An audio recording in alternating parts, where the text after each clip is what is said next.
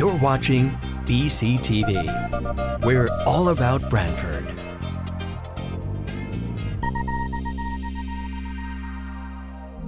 You're watching BCTV, Branford Government Television, a service of Branford Community Television. This program is brought to you in part through the support of the town of Branford.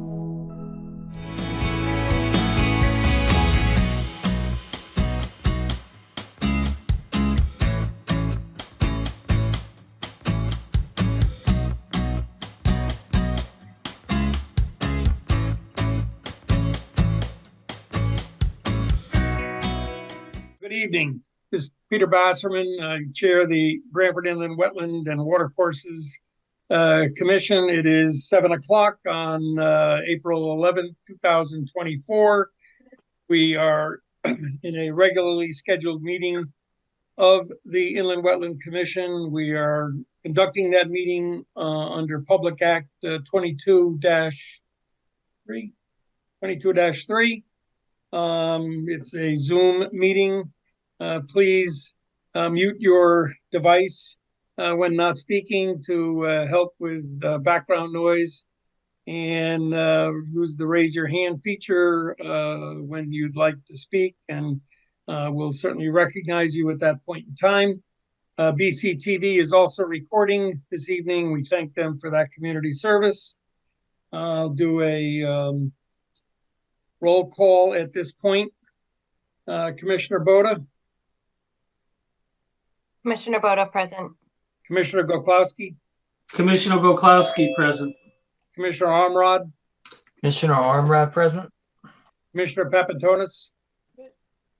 Commissioner Papantonis, present. And Commissioner Begeman? Commissioner Begeman, present. And Commissioner Fenaro? Commissioner Fenaro, present. And let's see, the zoning enforcement officer? Inland Wetland Enforcement Officer Jamie Frederick, present. And Inland Wetland Associate? Inland Wetland Associate Katie Blanchett, present. Okay. Everyone, 1, 2, 3, 4, 5. Yeah, everyone is seated this evening. The commissioners participate in the discussion and votes. First up on the agenda, the minutes of approval from March 28th, a regular scheduled meeting. By the way, the agenda we're using this evening is one that was revised yesterday, 4/10. It's on the town website as well. And the Dropbox contains the material for this evening's meeting. We have a motion to approve those minutes for approval for March 28th. Commissioner Goklowski, I move that we approve the minutes from the March 28th meeting. Is somebody willing to second that?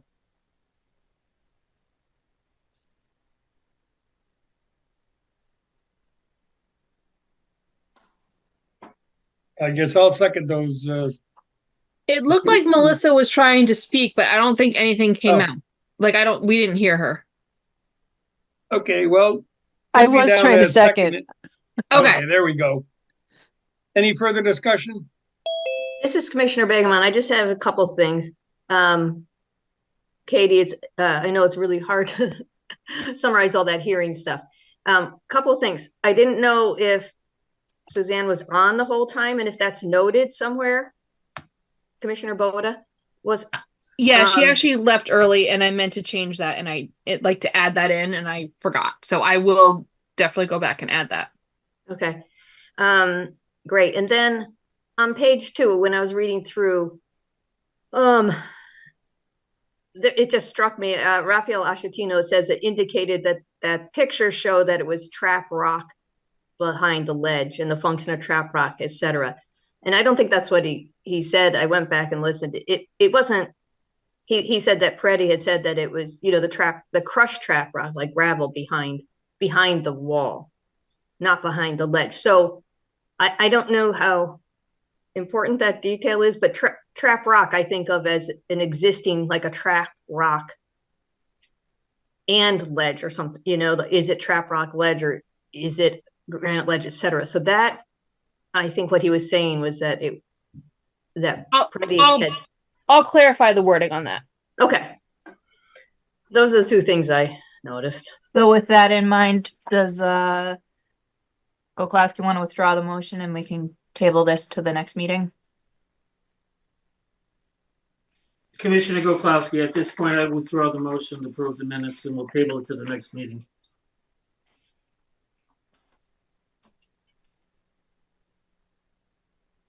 Okay.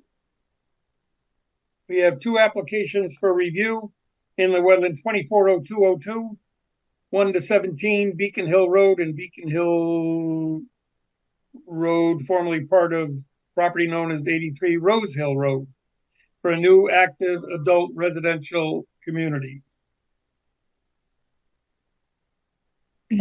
Jamie, this is Peter Bassman. Jamie, do we have new information since the last meeting regarding 240202? Jamie Frederick and the wetland agent, I don't believe so.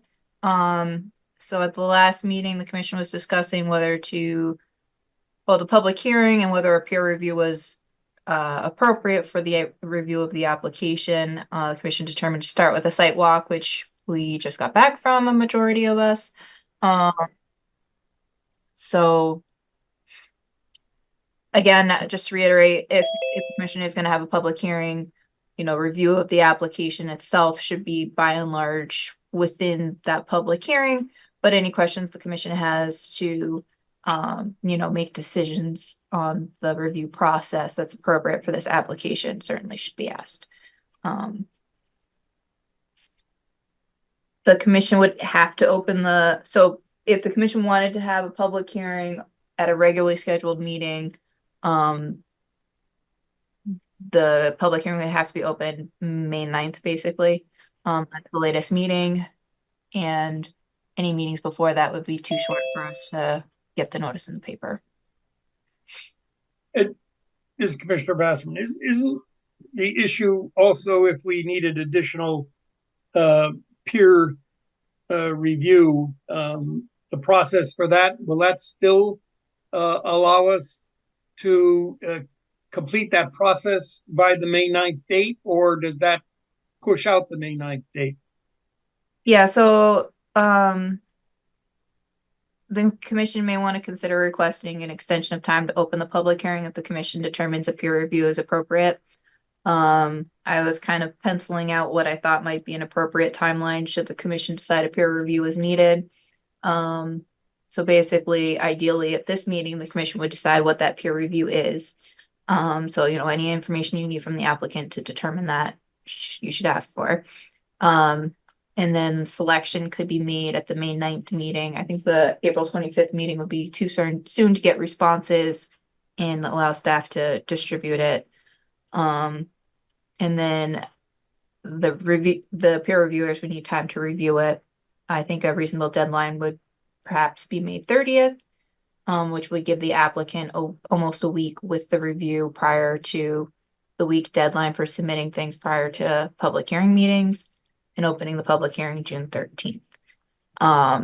Alternatively, the public hearing could be open before the peer review is received, but it kind of makes the timeline awkward, and then the commission is going to be having to ask for an extension during the public hearing timeframe. So,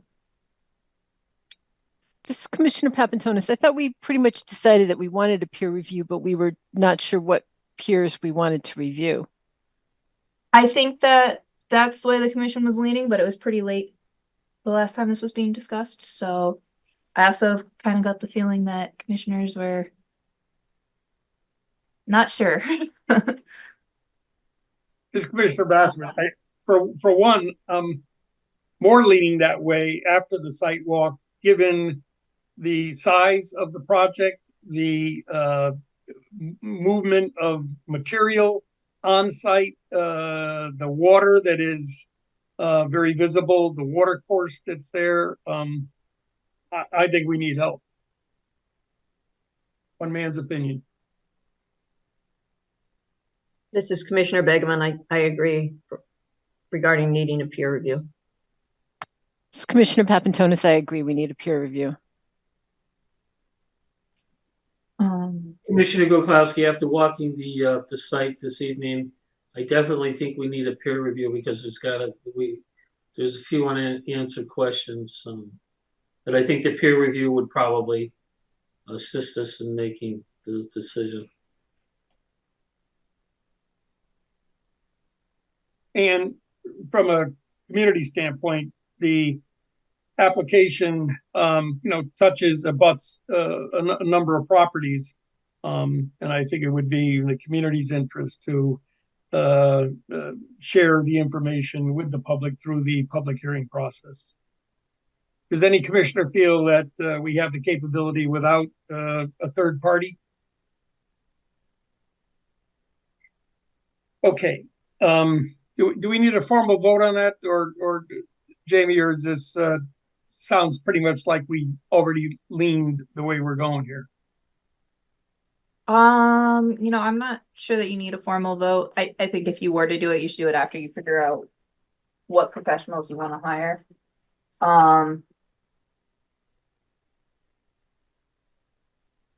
So we do have a kind of draft checklist to kind of highlight some of the things that the commission typically asks for or sometimes asks for. So I can screen share that if the commission thinks it would be helpful to kind of start the discussion.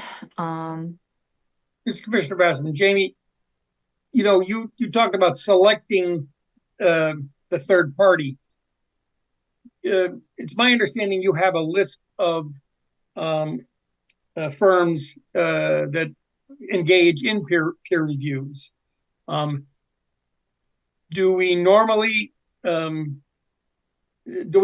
decide how many we want to send the material to, or do we wait until we look at the extent of what we're asking before we make that decision?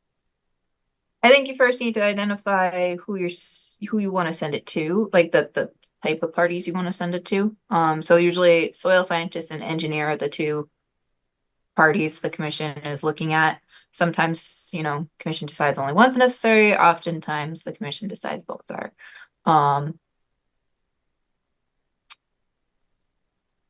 So a little bit different from previous experiences. I now have access to a on-call list for different firms, and it identifies different things that those firms offer for services. So I would recommend the commission use that list to, by and large, govern who the commission is sending it out to, and send it out to the parties that are appropriate from that list. And then if there's any other parties that commissioners think should be included, we can look to include them. But I think it's a good resource to have. The list basically requires that a response be provided. I mean, the response might be that they're not available, but they have to provide a response. And the last time we had a peer review, we only got one response. So I think sending it out to as many people as possible is beneficial. This is Commissioner Bassman. Jamie, for instance, regarding the engineering aspect, how many are on that list?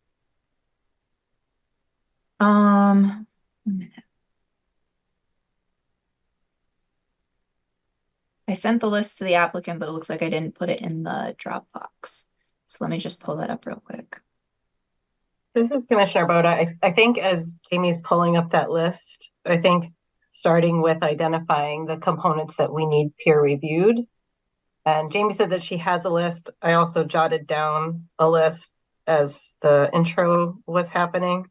But I think that will help us figure out who this is good, because we're just going to blast out an RFP with what we're looking for, and then people are going to respond or not. And so who might or might not be available, I think isn't so much in our control, but we can certainly start to identify what is it that we want peer reviewed. And I think the other thing is that,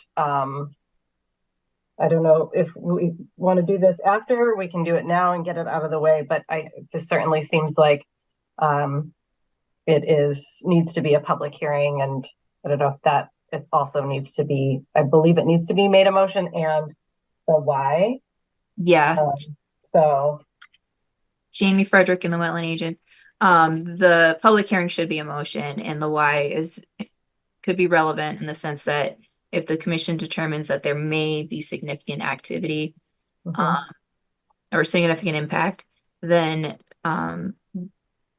there's a bit of a different criteria for the review process.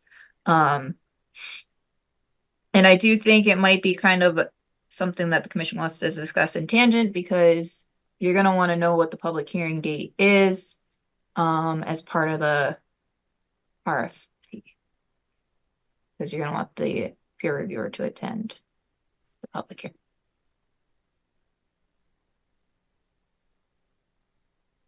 So are we at a point where we don't care who's on the list at this point, and we really need to identify the specifics of what the request is going to be? Yeah, and I don't know, like I said, you're going to want to know when the public hearing is, so I don't know if you want to talk with the applicant a bit about timeline. And you know, I mentioned some dates earlier.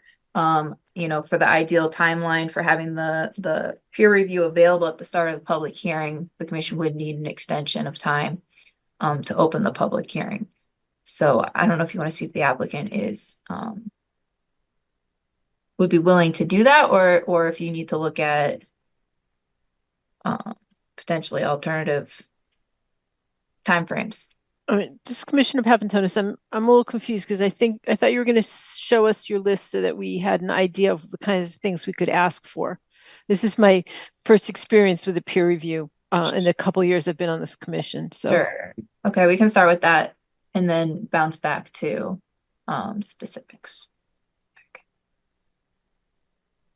This is Commissioner Boda. So as Jamie's pulling that up, it's really the technical stuff that as lay people, even if we have knowledge about some of these topics, unless you have a degree, you can't really disagree with an expert. And so anything like hydrology, the mitigation plan, short and long-term impact, the alternative analysis, sediment and erosion control, the stormwater management plan, all of that stuff that is really technical, we can be part of the peer review. Jamie Frederick and the Wetland Agent. So yeah, the peer review would fall under section 19.5D, extra assessments, in the event that additional expenses, including but not limited to the hiring of outside consultants, experts, or legal advisors, are incurred in processing of applications or for ensuring compliance. The applicant, permittee, or violator, an additional fee may be assessed to cover said costs. Any unused portions of the funds will be returned no later than 45 days after completion of the technical review. Receipt of the final bill for the technical review shall be deemed completion of the technical review. So essentially, the commission has to make their decision based off of expert testimony, and this provides an expert review of the application so that the commission can be more confident in all of the things that they're concerned about are being looked at and addressed, and to just make sure that, you know, the public's best interest is also, you know, all things are considered from an outside standpoint. So like I said before, usually an engineer and a soil scientist are the two professionals the commission are debating hiring. The things that are typical to be requested of either or both is a site visit, so that way you know, they're familiar firsthand with the site, and then relative to impacts to wetlands or watercourses, review the following: direct impacts, stormwater management design, hydrological connections to wetlands, alteration of flow volume, frequency, and water quality, review of sediment and erosion control measures, review of proposed wetland mitigation and creation, review of prudent and feasible alternatives offered by the applicant, and additional considerations the commission should assess, if applicable: attendance at one or more commission meetings for presentation and follow-up discussion. And then I had jotted down a couple of other things. assessment that wetland delineation appears to be substantially correct. I had jotted that down because I believe the wetland delineation is about 15 years old. I believe that the soil scientist for the applicant has made that assessment in his report. But it's an appropriate thing if the commission's gonna be hiring a peer review, to consider having looked at. And a follow-up review of applicant response to peer review comments. And then we also typically will identify materials to be reviewed. I'll just note, I don't believe we have a project narrative at this time. I would also include under other, the wetland assessment by REMA dated February 19th, 2024. That's where all of the wetland information and creation information is. I'll also jump back up to the top where it says assessment of or review of prudent and feasible alternatives. We currently do not have prudent and feasible alternatives. I've suggested to the applicant that they probably want to submit that sooner rather than later, particularly if the commission does determine to have a peer review, because that's going to be something the commission usually has the peer review team look at. So that again is another reason to perhaps, have some more time to get everything ready, because the applicant still has to provide that information. And I would recommend that information is available when the commission makes the selection of the peer reviewer, so that when the peer review is looking to get started, they have the materials available that they need to review. This is Commissioner Bassman. Jamie, when we say review, would that include the particular construction details associated with that area? For instance, the one I'm looking at is proposed wetland mitigation and creation. Do we get into the actual construction of that and what equipment is going to be used, if there's going to be storage of material on site or material brought in? How extensive is that word review? Yeah, Jamie Frederick and the wetland agent. So usually they would review the what is being proposed and the details for how it's being proposed, make sure that there's sufficient information available, so that there's not too much open-endedness that might change the outcome of what is being proposed. Yeah, it would be reviewing the details of everything. Commissioner Goklowski, since this is also my first meeting with a peer review, wouldn't it be, before we have a public meeting, shouldn't we have all the information that we need? Jamie Frederick and in the wetland agent. Yeah, so that's why I was saying, if the commission's determining that a peer review is going to be required, it would probably be appropriate for the commission to request an extension of the time to open the public hearing. I think it's beneficial to the applicant and the public and the commission to have that information at the start of the public hearing. Otherwise, everyone knows it's coming and they're waiting for it. And it's ideal to kind of start off with that information, available and considered.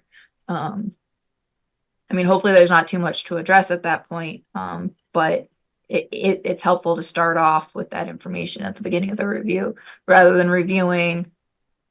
looking at those modifications and picking it back up and going from there. It just streamlines the process for everyone. So this is Commissioner Boda, and it also, in this case, is going to give the applicant time to produce the prudent and feasible alternatives. There's none that I saw. Is that correct? Jamie Frederick and the wetland agent. No, there's been none submitted at this time. Yeah, and so it sounds like we're going to public hearing, which makes sense because we're talking about significant impact.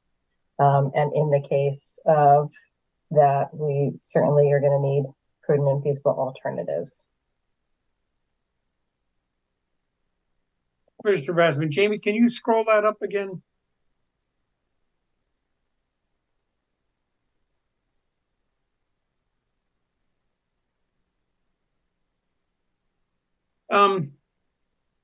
It is would invasive species management be included in one of these bullets?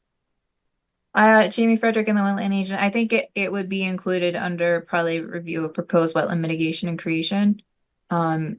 You could specify invasive species management if you would like.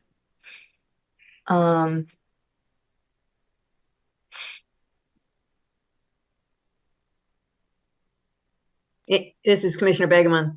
In this case with the site walk showing tons of invasives, and it would seem to make sense for an invasive management plan for the whole property, because otherwise it's going to migrate into the wetlands. That's what I would think. If you're only doing mitigation in the wetlands. I mean, if you're only doing invasive, yeah.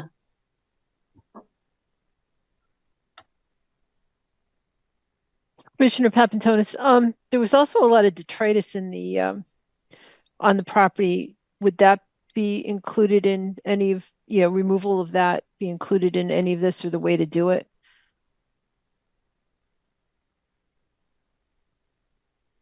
Jamie Frederick and the wetland agent, I might defer to the applicant on that one.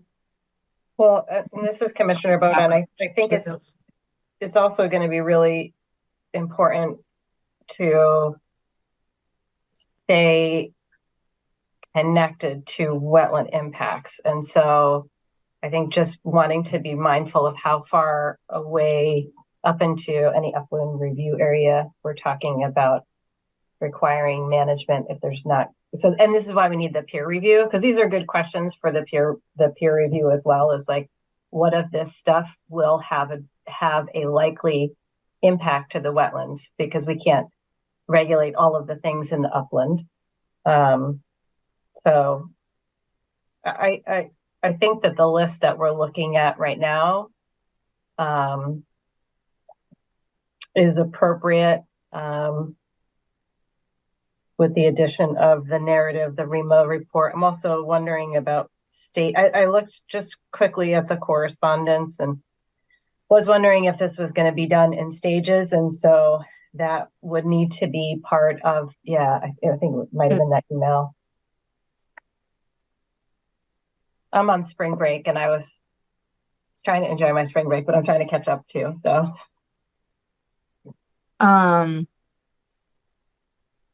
Yeah, Jamie Frederick and the wetland agent. So in addition to alternatives, there were a couple of other things I was suggesting the applicant should address again prior to the opening of the public hearing and peer review if applicable.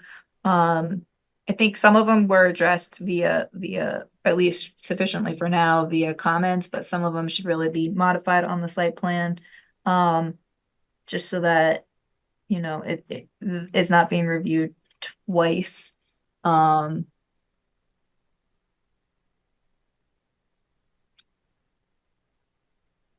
So I just wanted to let the commission know there are some other things that I think the applicant should ideally be responding to. So what we typically when we send out an RFP, we send out the RFP and a couple of the documents to, provide context of what it is that's being looked at. Usually it includes the application form, the site plans, and like a GIS map. And then we identify all of the documents, and all of the documents would be sent out once a peer review team is selected.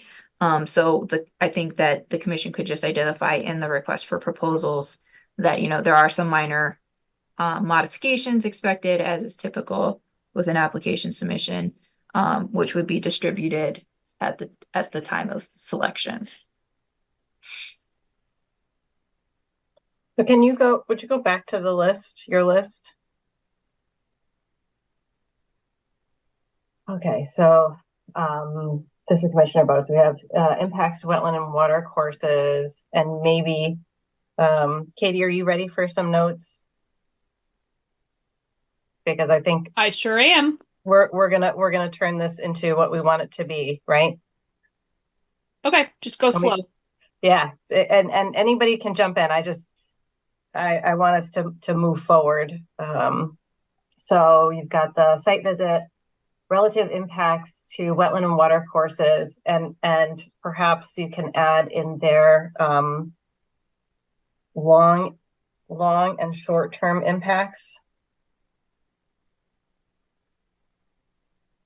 Then you have your direct impact. That's fine. The stormwater management.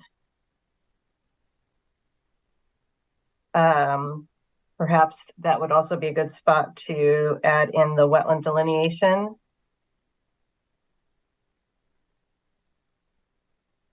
Stormwater management design.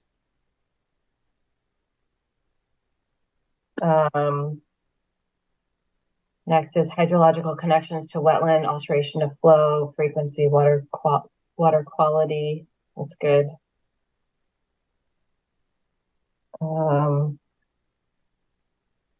Review of sediment erosion control measures. Commissioner Bassman, is that a spot where we would potentially add the invasive species management plan? Yeah. Or would that be under, the mitigation? Well, it is Commissioner Bassman to Commissioner Begeman's point. I don't want to restrict the invasive management plan to just the areas that are being created. Jamie Frederick and the wetland agent. So I think it could fall under that because there's wetland mitigation and creation, and mitigation isn't always just creation. So mitigation starts off with enhancement of existing wetlands, and then it goes to enhancement of. Let me look up the rec. But this is Commissioner Rhoda. I feel like your planting plan is also underneath the mitigation. Yeah, so mitigation can include enhancement of wetlands in surrounding areas, and removal of invasives, I think, is often considered part of that. So, so this aligns with state statute. Following order of priority: restore pre-existing wetland or water course, which they're proposing to do to some extent; enhance degraded wetland or water course to improve functions and values that they provide; and create productive wetlands or water course resources. So they're kind of proposing a little bit of all of these kind of. I guess it does kind of specifically.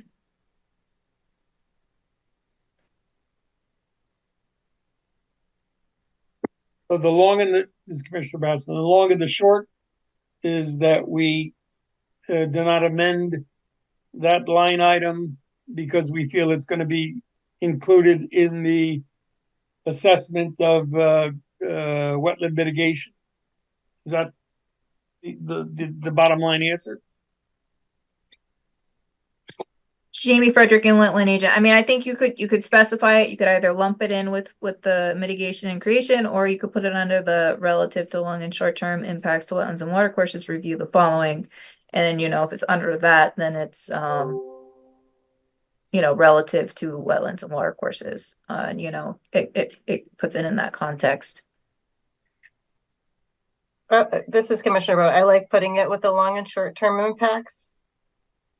So an invasive plant investigation.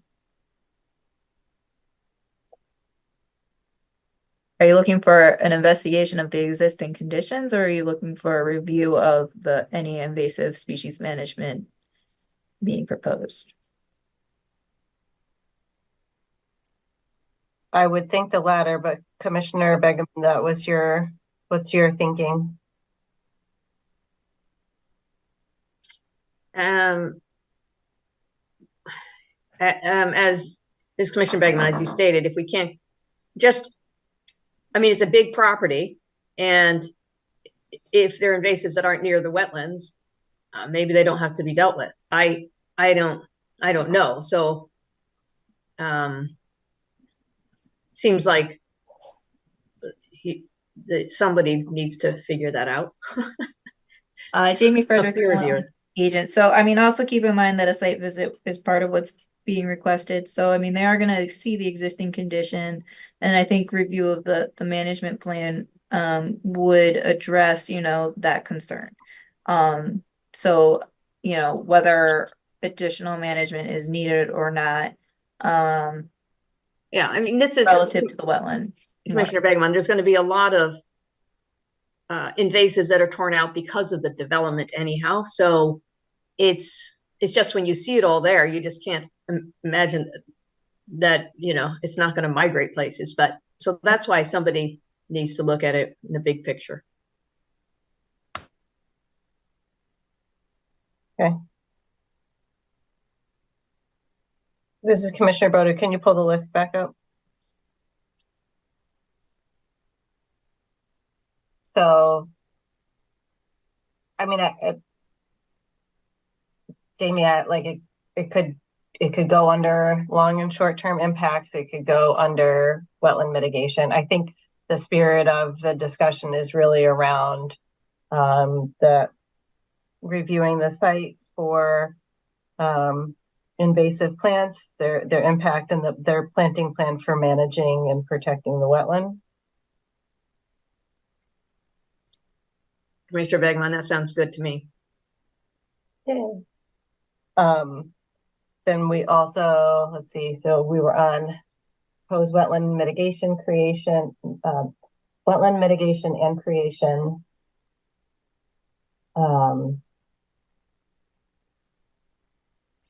And that implies,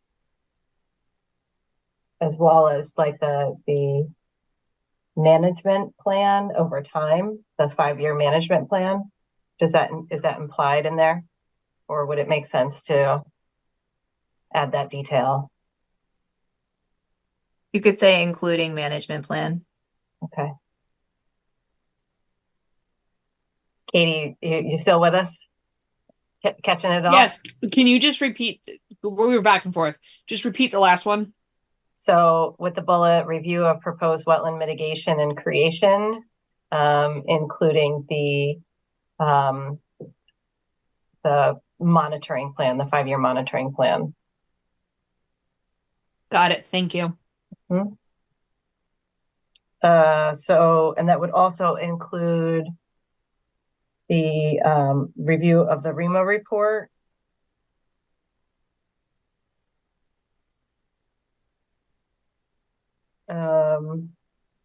And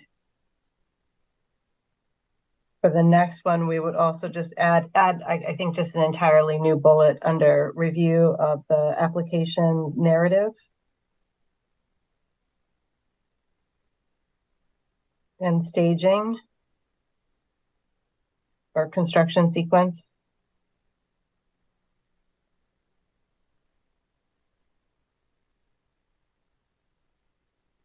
Review, and then so then the next bullet is good. Review of prudent and feasible alternatives offered by the applicant and additional considerations the commission should assess if applicable.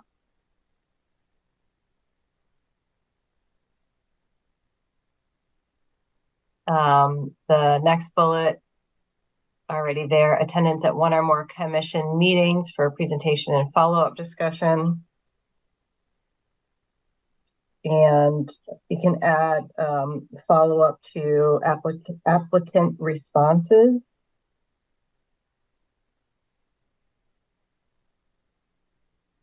This is Commissioner Begman. Would the attendance at one or more of the commission meetings, if public hearing is included in that, or do we need to say that? And well, okay. So those meetings would be the public hearing. Okay. That's all that I had combined with what Jamie had. This is Commissioner Basserman. I was struck when Jamie was talking about the upland review area. Are we beyond the jurisdiction if we are concerned about what impact this has to the upland review area? Or is that a bridge too far for us? Jamie Frederick and the wetland agent. So the upland review area is an area that the commission has identified as activity in these areas could impact wetlands and water courses. So in the way that activity is going to impact wetlands or water courses, yes, but to the upland review area itself, not unless you can make that connection to the wetland and water course. And this is Commissioner Boda, and it's not us making the connection, it would be an expert making the connection. Yeah, and it can't be there's possibly going to be an impact. There has to be a likely impact. Thank you.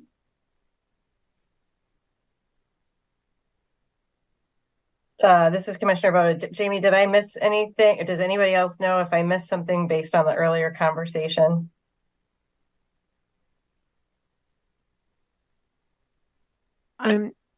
This Commissioner Papantonis, I'm not sure, but there was talk about significantly changing the grading of the properties or the property that's close to the wetlands. So, I guess that would be included in the upland review as it impacts the wetlands, right? Yeah, this is Commissioner Boda. I would imagine that would be captured under hydrological connections, alteration of flow, volume, frequency, and water quality. Okay, just asking. And also, there's to review the site plans relative to the context of all those items above. So yes, that would be, a majority of the activities in the upland review area, and certainly a peer reviewer would be looking at the full project as it relates to impacts to wetlands and water courses. So, yeah, we don't specifically identify grading, but that would be with the alteration of flow, and also, relative to the erosion control plan. So yeah, it's definitely covered by the items that are identified.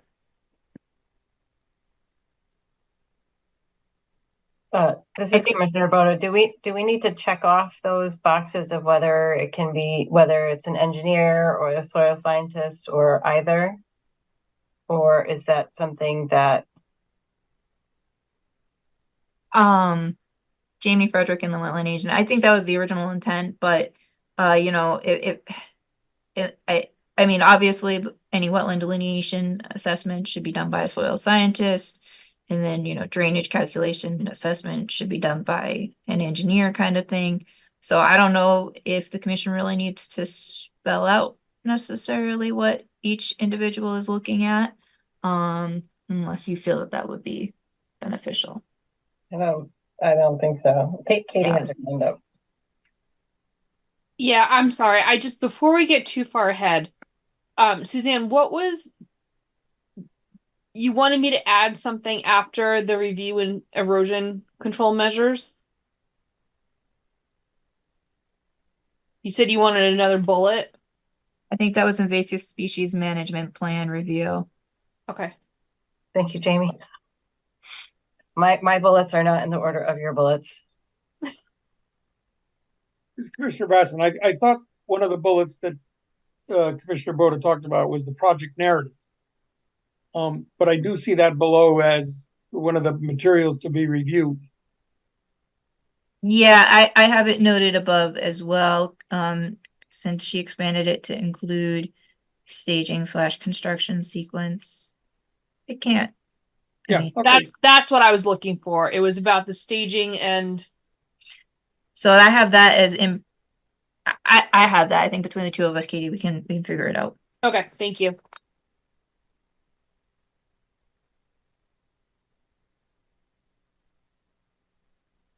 And this is Commissioner Boda. The site plans, that implies the sediment and erosion control plans, etc., and the materials to be reviewed. Yes. Yeah, I mean, we could specify. So I have the wetland assessment report, REMA, February 19th, 2024. We could also specify prudent and feasible alternatives analysis, and then identify to be submitted, since we don't have it yet.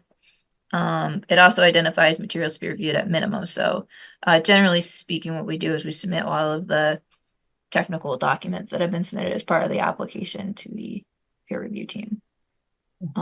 Historically, we've been doing paper copies. I think we can see what their preference is given the slight change in way things work.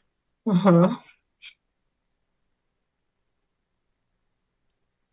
Commissioner Armrod, I guess just to specify in addition to the technical documents, I don't know if the town engineer review, I think that should be included as well. Yeah, so the town engineer has already taken a look and provided some initial comments. That is in the Dropbox. And these comments also, I think, you know, to the extent the applicant can, should be addressed prior to the peer review. So that way, you know, the peer review isn't providing similar comments and then bouncing it back for the peer review to do a second review. I think it's, you know, obviously in the applicant's best interest to minimize the time that, you know, a peer review is being hired to review their application materials. And this is Commissioner Boda to Commissioner Ormrod's kind of point. I don't know that it should go without being said, but if you can go back to the list, like all of these things should be considered through the lens of the Branford Inland Wetland regulations. I'm sure that any peer reviewer is going to be familiar with the state regulations, but to be sure, they should be looked at through the lens of our regulations.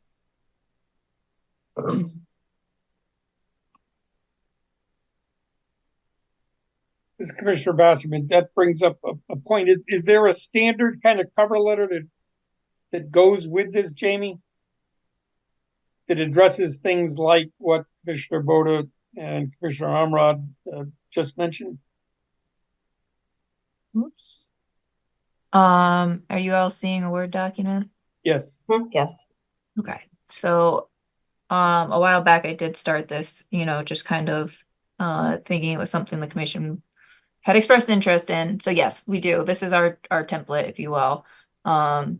So it identifies the site, the proposed project, when we're looking for a response by, when we'll let them know if they were selected or not, when the report would be due, the fact that they must conduct a site visit and attend commission meetings. This is Commissioner Basserman. So are we at a point where we need to fill in the yellow? Yeah. It doesn't specifically appear to say anything about the inland wetland regulations, but we could modify that to add that. It's also, I think, you know, these firms are familiar with doing peer reviews and they're familiar with the fact that, you know, regulations are specific on a town by town basis. Yeah. I suppose we could. Yeah, so if you want, I could modify this letter to include specifically a reference to the inland wetlands regulations of the town of Branford.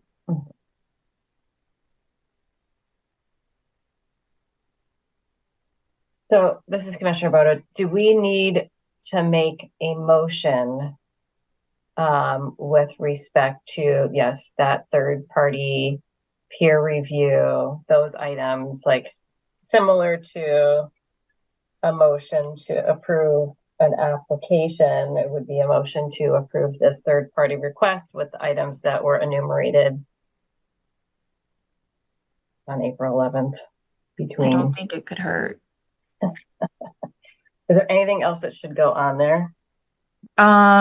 So I do think we typically try to identify when the public hearing is scheduled for. So I don't know if the commission wants to table this discussion and consider the public hearing timeframe. So in order to do the third party, we have to have the dates lined up. I mean, ideally, because it helps them know if they're available. if they say, oh yeah, we can do it, and then they already have a conflict on the date of the public hearing. No, I just mean in terms of, because this is all getting hashed out with, I'm assuming, within the next half an hour. Okay. So can we check this checklist off of our to-do list for tonight by saying, this is the list. We're gonna populate it with dates shortly, Okay. but this is the list that we would want from a third party peer review. Okay. Is there anything else for the list? This Commissioner Would we need a separate vote for the timing? Well, that would be under the public hearing, wouldn't it? No, I'm saying the sheet that Jamie showed us that had yellow boxes highlighted where we would have to agree, I believe tonight, on what those dates were.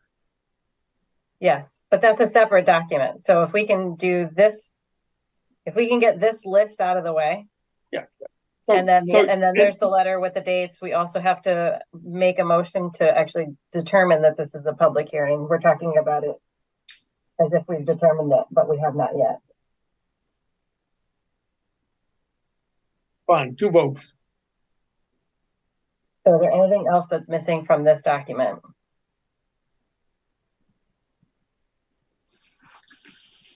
Okay. This Commissioner Papantonis, I have a question. All right, so we've said we want to give the applicant an opportunity to come up with reasonable and prudent and feasible alternatives, right? And we're talking about a public hearing. We need to set the dates. Do we ask the applicant how much time they need to do that before we set the date of the public hearing? And then get whatever extension we need so that we can do what we need to do? I'm just asking. Jamie Frederick and the Wetland Agent. I think that would be appropriate.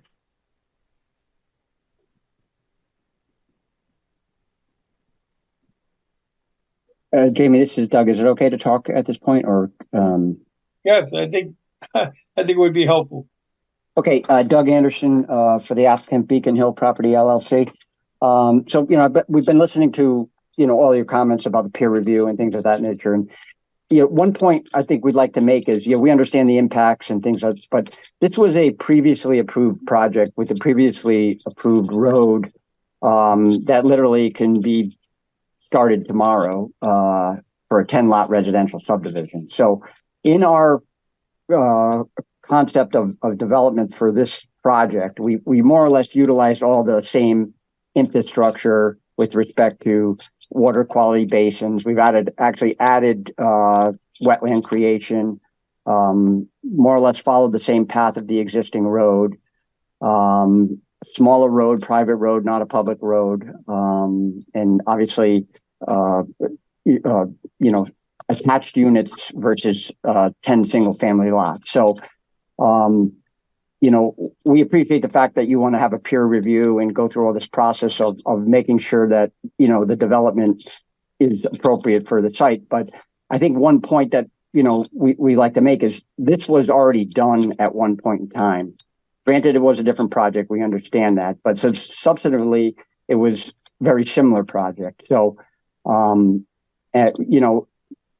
us, that was the whole intent, as to not to have to reinvent the wheel and add all these additional layers of, time and cost to develop it, which we understand we need to do the right job and do right by, and we're not opposed to a second set of eyes on it. But we hired professionals, we paid professionals to design a project. We rely on their competence to do a project. So to have to go and reinvent that wheel all over again, just seems a little bit overkill to us. And that's just one point I'd like to make when we talk about this site, because this is not an undisturbed, woodland site. This was a industrial commercial site that processed, poultry.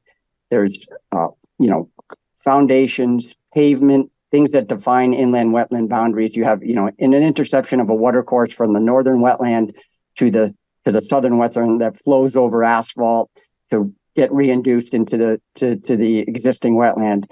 And just from a layperson's perspective, the way we look at it, we're only improving the site, right? So, and we want to improve the site in the best manner we can, but we don't want to reinvent the whole wheel and go back to square one and put ourselves in a position where, you know, there's already an as of right development here that, again, we could start tomorrow.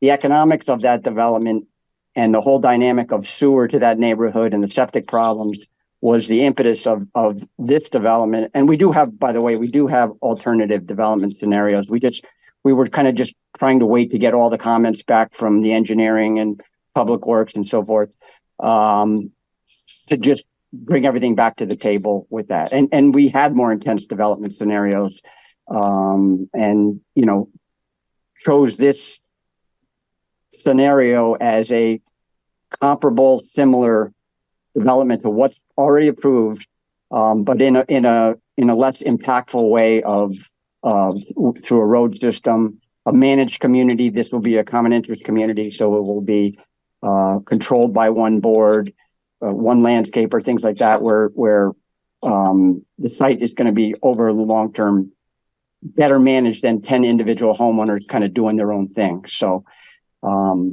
again, we're not opposed to any second set of eyes on it, but I think I just wanted to make that point clear. So if there was the ability for you as a commission to maybe look at this a little differently than if it was a raw woodland, never, you know, disturbed in it before. We have some circumstances here, I think, that would really prudently affect that kind of thought process. So I just wanted to make that point clear. And then as far as, you know, public hearing timing and however the mechanics of that work, we're okay working with you guys on whatever's going to make the most sense. And we can backfill in the additional material we need for, you know, development scenarios and things of that nature. But so I just, again, wanted to make those points before, you know, you start making motions and so forth. Well, Commissioner Goklowski, I had the privilege of walking the property this evening, and I'm not disagreeing with you in theory, but in reality, I think that we would be doing, as a commission, injustice if we don't pull a peer review, because there are so many issues that are going on with the property and so many different types of scenarios that we as lay people want to make sure that we have the right information. Your people are paid to do your plan, and the peer review is what we're paying for, so we can understand and make sure that what you're doing is the right way of doing it. I mean, so, when I walked that land tonight, to be very honest with you, some red flags did go off in my head, but they were explained away. But on the same token, I have to be assured that when we do make a vote for approval, because it's a different plan that was already approved. So you're asking us to go along with the past approval, which we can't because it's a whole different development. So no, we understand that, and I'm not expecting you to do that. I guess I just wanted to make those points clear that there are you know, existing approvals in place, right? Where I presume maybe peer review previously occurred on the site, and again, subsequently following that same plan, you know, would that be like a redo of the existing process that you guys already went through that kind of maturation to have that comfort level to approve that plan in its previous state? So that's I'm not just you know, disagreeing with your theory at all. I just, again, it seems a little bit overkill with respect to where the project is today and where we're trying to take it, right? So this Commissioner Basserman, you know, this application is a new application, and it has to stand on its own legs. And the commission here is different than the commission that approved that previous plan. And we would not be doing our service to the community if we didn't make sure that the plan as presented with this application was appropriate. And so that's why I think we're making sure that the various aspects of the plan, whether it's the hydrology or the management of the stormwater system, is in sync with the plan as applied for as 240202.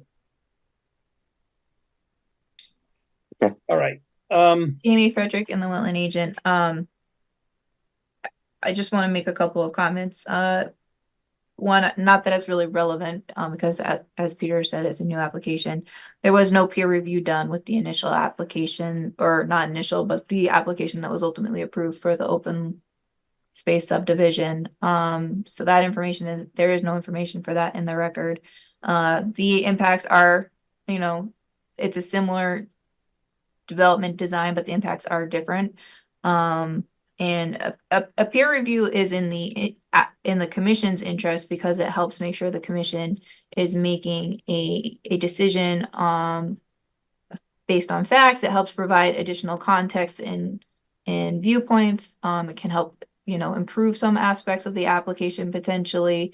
Good application can always sometimes have some improvements still. And it could also be beneficial to the applicant, particularly if the application is contentious, in the sense that it shows the commission has gone through the review process. The commission has exhausted their ability to provide a fair and thorough review of the application. So I think if the commission feels that a peer review is warranted, that that's something they should move forward with. The other thing I'd want to mention is that application was approved, I think, in 2009. So regulations have changed since then. And I think, it's a new development, and that's certainly fair for the commission to consider in review of the application. And granted, obviously the application has been designed with these new regulations in mind. So it just helps make sure that the commission is making a decision based on facts in the purview of their jurisdiction, rather than where, if the commission doesn't have that guidance, sometimes things can move more into feelings and what if. So it helps get rid of that and focus in on the facts. Is Commissioner Bassman, are we ready to vote on the list that was discussed 10-15 minutes ago? As Commissioner Boda has suggested, we have a vote on that and then talk about the timing. This is Commissioner Boda. I will make a motion to approve. Jamie, can you pull up that list? The list of criteria to go on the request for proposal for the third-party peer review that was generated on the April 11th meeting, sometime between 7:15 and 8:03 for inland wetland 2402.02, 1 through 17 Beacon Hill Road. Anybody want to second that? Commissioner Goklowski, I second that. Any discussion? All right, I'm going to take a vote. Commissioner Goklowski, Commissioner Goklowski, aye. Commissioner Armrod, Commissioner Ormrod, aye. Commissioner Boda, Commissioner Boda, aye. Commissioner Papantonis, Commissioner Papantonis, aye. Commissioner Finaro, Commissioner Finaro, aye. Commissioner Begeman, Commissioner Begeman, aye. Commissioner Basserman, aye. Okay. Now why don't we pull up the cover letter that had the dates needing discussion? I think I also have that at the bottom of here. Oh, sorry. That's fine. Well, James, this is Commissioner Boda. You said that peer review selection would be May 9th. Is that what you said? Yes, and I would, let me see.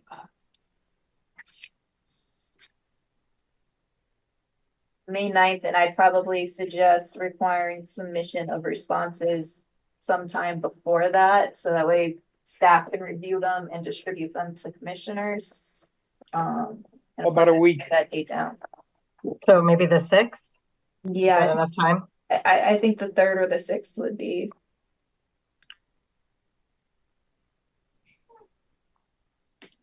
You said. If we did the 6th, that's just under a month. Yeah, we could do 6 o'clock or 6 by noon. May 6th, noon? Yeah. Okay. Although we do send packets out on Friday, so that could be a benefit to doing the 3rd instead of the 6th. But if everyone's happy looking at them digitally, we can do the 6th. What Dropbox? This is Commissioner Brodsman. The only concern I have, it doesn't give a lot of time between the 6th and the 9th. Are you going to be able to get the things done in that time frame? We're just looking at proposals. Yeah, it's a little tight, but I think, you know, if we're planning on it and we have them submitted by noon, that gives Katie time to process them that afternoon. And it gives staff and commissioners, you know, 2.5, 3 days to review and for staff to follow up with any follow-up questions that might be relevant. At the same time, if we're requiring it by noon on a Monday, I'm not sure that Friday makes too much of a difference. Mm-hmm. Okay. And this is Commissioner Butter. So, you know, at that point, we're just looking at people's bid to do the project. And honestly, they're not going to be very different from each other. There'd be some background about the organization and the individuals that are in it and their scope of work and the pricing. So the substantive stuff will come later.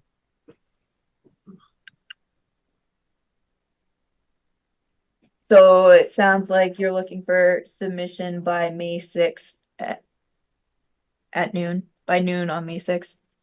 Mm-hmm. That sounds good, right? And then stuff can go in the Dropbox. Yes.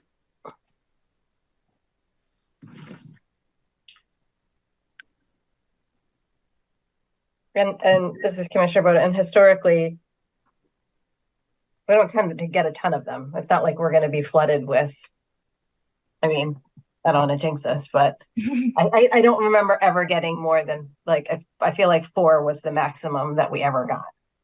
And that seems like a stretch. It might have been 3. I think we've received 4 or 5 before, but you know, like you said, you're looking at the credentials, you're looking at the fact that they've addressed the scope of work that's been requested to be addressed, and you're looking at cost. And sometimes, you know, there's a bit of everyone has different formatting, so sometimes there's a little bit of particularly if it's kind of bifurcated and there's an engineering firm and a soil scientist working together. And I think that's another benefit to utilizing the SCROG list is that, you know, it's one agency that offers all of the expertise. So you know that there's going to be a continuous, you know, it's one billing. It's I think it just flows better when it all comes from one agency than when sometimes when it's 2 separate agencies working together. Okay, so this is Commissioner Boda. So if we decided on the 9th, you talked about then the public hearing. Was that June 13th?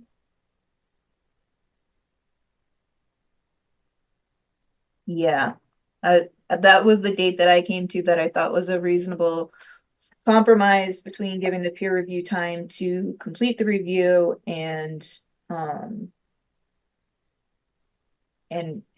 open the public hearing. So I was thinking, you know, if a selection's made on the 9th, we could let them know on the 10th. They can't start work until the funds have been received from the applicant and the PO has been created. But so theoretically, they'd be able, if we notified them on the 10th and you made it due on the 31st, that gives them 3 weeks to do the review. And it would give the applicant almost a week to have the review prior to the opening of the public hearing to be able to hopefully, you know, provide initial response. I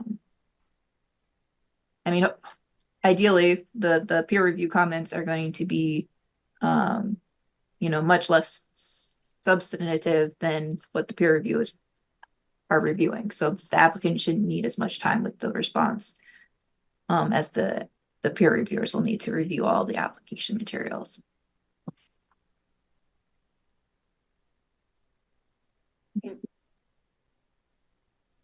3 weeks, I think, is a little tight, but I think it's doable. Or you could make it do, you could make The it due on the 27th. 6th. I'm sorry. I thought you were going to say the 27th. Oh, Is that late to start? It feels late. the 27th. Oh, start the public hearing the 27th. Yeah. So feels I like think a the long commission time. should also just keep in mind, the commission can only request 65 days of extension. So you don't want to make it too tight on the review end either. In case, there's follow-up stuff that has to be addressed. But that is another option, assuming that the applicant's willing to grant that extension. Well, this is Commissioner Boda. Are you thinking, let's see, instead of the 9th? I've lost what month I'm in.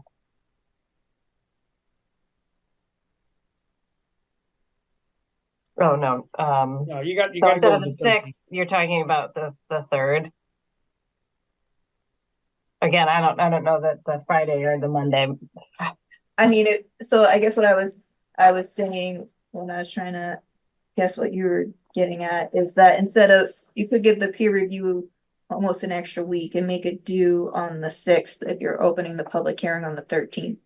It gives the applicant time with the peer review. It doesn't give them an opportunity to really submit much before the public hearing. But it would give the peer reviewers almost 4 weeks to complete the review. Okay, so the peer review would be due June 6th. Yeah, if you wanted to give them the maximum amount of time and open the public hearing on the 13th.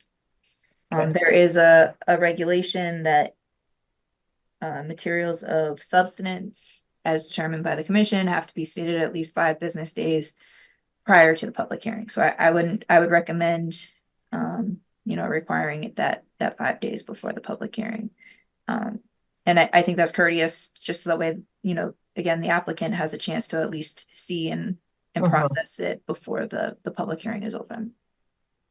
Okay, so we have, this is Commissioner Boda, we have May 9th, make the peer review selection. That the peer review material should be received by June 6th, and that the public hearing would be open on June 13th.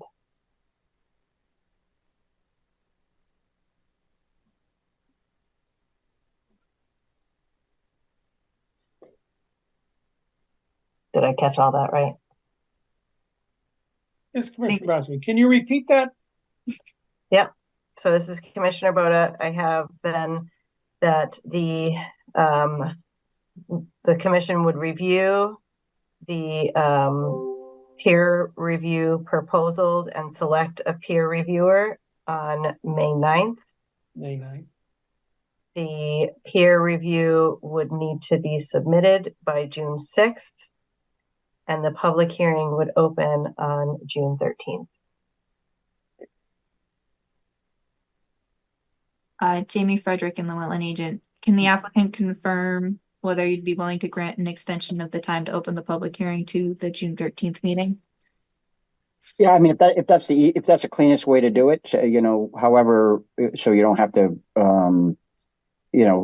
re-motion something, but whatever's the simplest process to, engage in whatever this process is going to be, we're obviously amenable to that. Thank you. And I think kind of following discussion earlier in the meeting where the commission's making the selection May 9th, and they'll be notified on May 10th. Any additional materials such as the prudent and feasible alternative analysis or revisions per comments received should be submitted by that May 9th, May 10th date, so that way they can be distributed to the peer reviewer without, delay. Yeah, we've actually, we have most of the additional material. We have alternative development scenarios. Engineers starting to work on the comments from the town engineer, along with all the other comments in your, from your review. We have a project narrative just about wrapped up. So we'll pull all that together well before that timeline. I've been looking down at my notes. I don't know how long Zach has had his hand raised, but Zach George Giuliano Associates. I just want to confirm, are we waiting on any other town or staff comment sheets for other departments?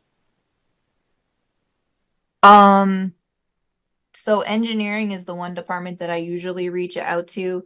I did note that I believe the town engineer did have a comment about fire access, which is another department I sometimes reach out to. I have not reached out to them. I would encourage you to, just to make sure that that's not gonna have to be revised. And then I know one of my comments was about the retaining wall height. I would probably encourage you to have a conversation with planning and zoning about that, just to make sure that what you're thinking is likely gonna work out the way you think it's going to. But I don't usually get formal comments from engineering department. Fair enough.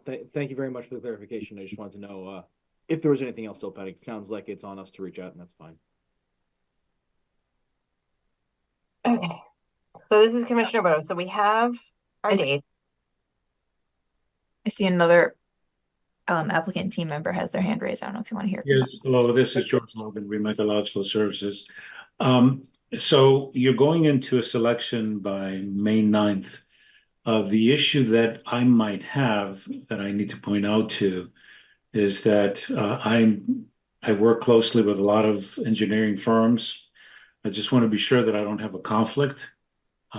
So maybe the list that comes back should be shared with us of the 3 or 4 so we can say, okay, I'm presently working, say, with VHB, or BL, so I can't,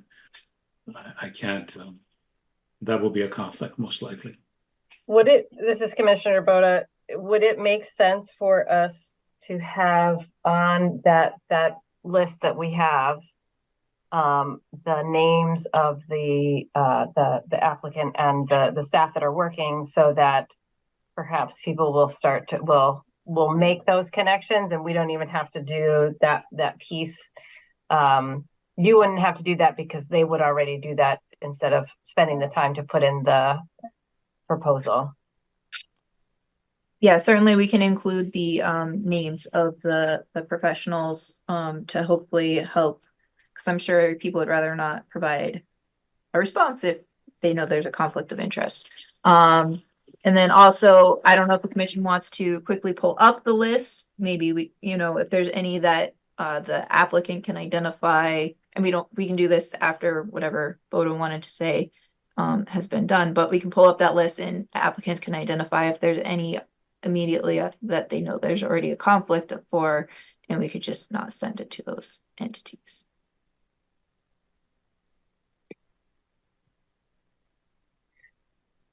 Any other comments we need to make regarding 240202?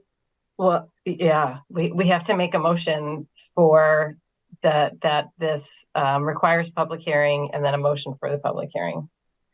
So are we ready to do that? Done in one motion, but what, Jamie? it can be done in one motion. That'd be great, right? Okay. Let me pull up the regulations in regards to public hearings, though. I think that might be helpful because I've got here. Cheers.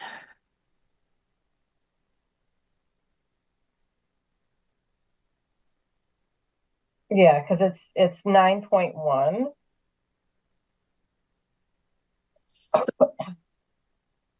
Section 9.1 says the agency shall not hold a public hearing on an application unless the agency determines that the proposed activity may have a significant impact on wetlands or watercourses. A petition signed by at least 25 persons who are 18 years of age or older and who reside in the municipality in which the regulated activity is proposed requesting a hearing is filed with the agency not later than 14 days after the date of receipt of such application, or the agency finds that a public hearing regarding such application would be in the public interest. The agency may issue a permit without a public hearing, provided no petition provided for in this section is filed with the agency on or before the 14th day after the date of receipt of application. Such hearing shall be held no later than 65 days after the receipt of such application.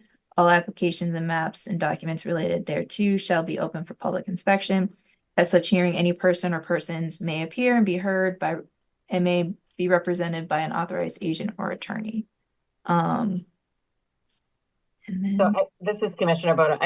I think really just the simple direct impact of 4,549 square feet is sufficient to trigger a public hearing. And so that's really all I was going to instead of trying to go through all of it, but I'm ready to make a motion if that's all right. Jamie Frederick and the Wetland Agent. I know Commissioner Boda already knows this and may likely consider it in her motion, but just to reiterate for the commission, there are different criteria that kick in if the cause for holding a public hearing includes that it may have significant impact. And if any of the commissioners want to look at that, we can. Otherwise, I will let Boda move forward with what she wanted to say. Well, it just that, so for, this is Commissioner Boda, when there is a significant impact, that it requires that the applicant submit prudent and feasible alternatives, which is how we arrived at that prudent and feasible alternative discussion and analysis on the peer review document. So I wasn't going to include that in the motion just because it's really what's triggering the public hearing is the significant impact. Yeah, and it's that it may have significant impact. The commission doesn't at this point have to determine that it does have significant impact. And just to clarify for commissioners again, the commission always has the ability to consider prudent and feasible alternatives, but state statute requires that the commission consider prudent and feasible alternatives if a public hearing is held because the application may have significant impact. I think we're ready for a motion.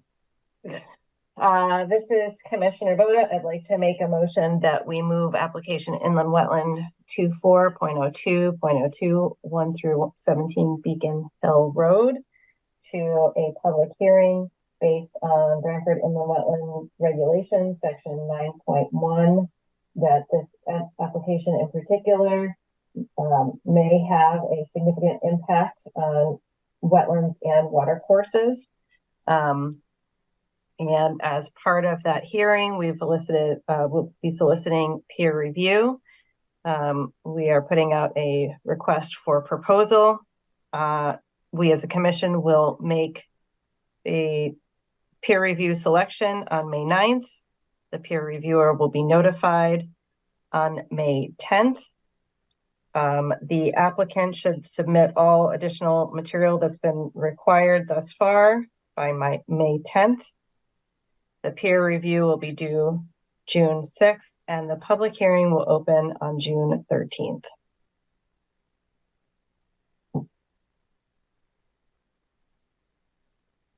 Somebody want to second that? Commissioner Armrod, I'll second that motion. Any further discussion? Jamie Frederick and the Wetland Agent. Location, Zoom meeting. Yes, I would like to amend my motion to indicate that the public hearing will be held in our Zoom meeting per Public Act 22-3. This is Commissioner Armrod. I'll accept the amendment and second the motion. Okay, we'll vote. Commissioner Goklowski, Commissioner Goklowski, aye. Commissioner Papatonis, Commissioner Papatonis, aye. Commissioner Armbrad, Commissioner Armrod, aye. Commissioner Boda, Commissioner Boda, aye. Commissioner Fedaro. Commissioner Finaro, aye. Commissioner Begeman, Commissioner Begeman, aye. Commissioner Basserman, aye.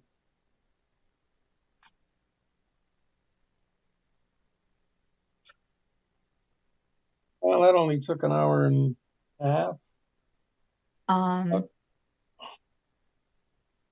Wait, Jamie has more I for heard us. an Amy Frederick and the Wetland Agent. I'm pretty sure I sent the list out to the applicant team. So if you can take a look at that and just identify if you have any conflicts of interest, I'll not send it out to those parties.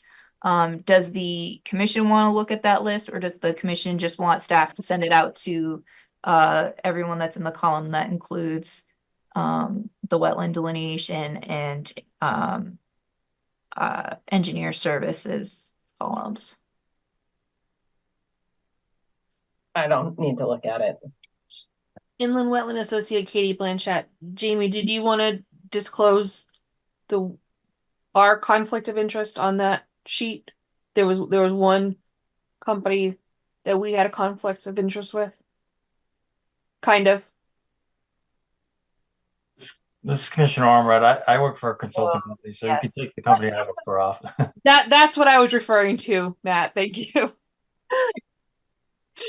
Yep. Okay. We'll make sure we do that. Anything else, Jamie?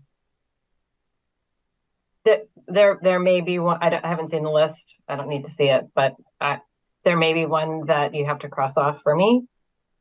If you're not sure what that is, I'll email you. Okay.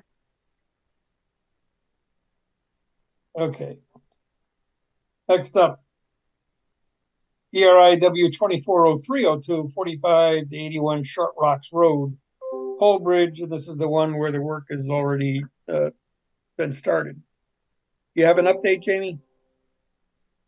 Jamie Frederick and the Wetland Agent. I did swing by the site today, just to make sure everything was still looking stable, and it looked fine. I didn't see any changes from the last time I was out there. And I believe we have somebody present to go over the application materials. So just to kind of frame this for the commission again, there was an application submitted back in 2023 for replacement of the bridge. In reviewing that, it was identified that there was stream bank erosion that needed to be addressed. So the application was kind of backstepped to focus on that initial step of stabilizing the bank. That work has been completed. It was holding up well when I went out there to inspect today, and the water was pretty high.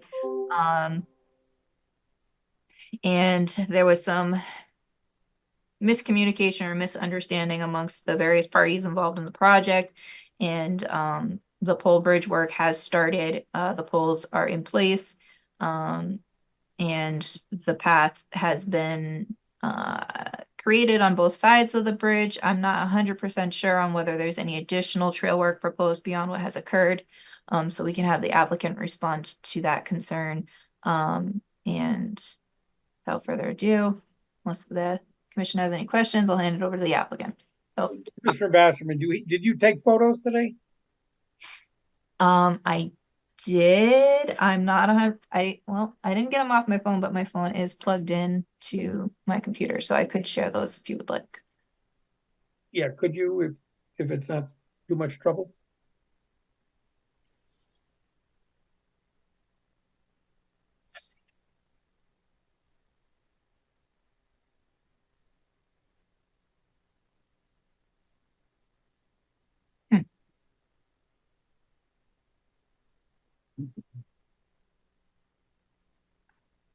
Jamie, if you want me to have the applicant discuss, and maybe while he's doing that, you can grab those photos. I think I have them available. Is everyone seeing this? Yep. Oh, yeah. Okay. So I came in from the Chestnut side where there's the sign for the fish ladder. And so I'm looking at the Chestnut side over to Short, or drawing a blank on what the little cul-de-sac is over here. And you can kind of see the pole bridge behind the debris here. So I wanted to get a picture of the trail on the other side. And here you can see where the stream bank stabilization work was completed. Slightly different angle. Looking at the trail approaching the pole bridge.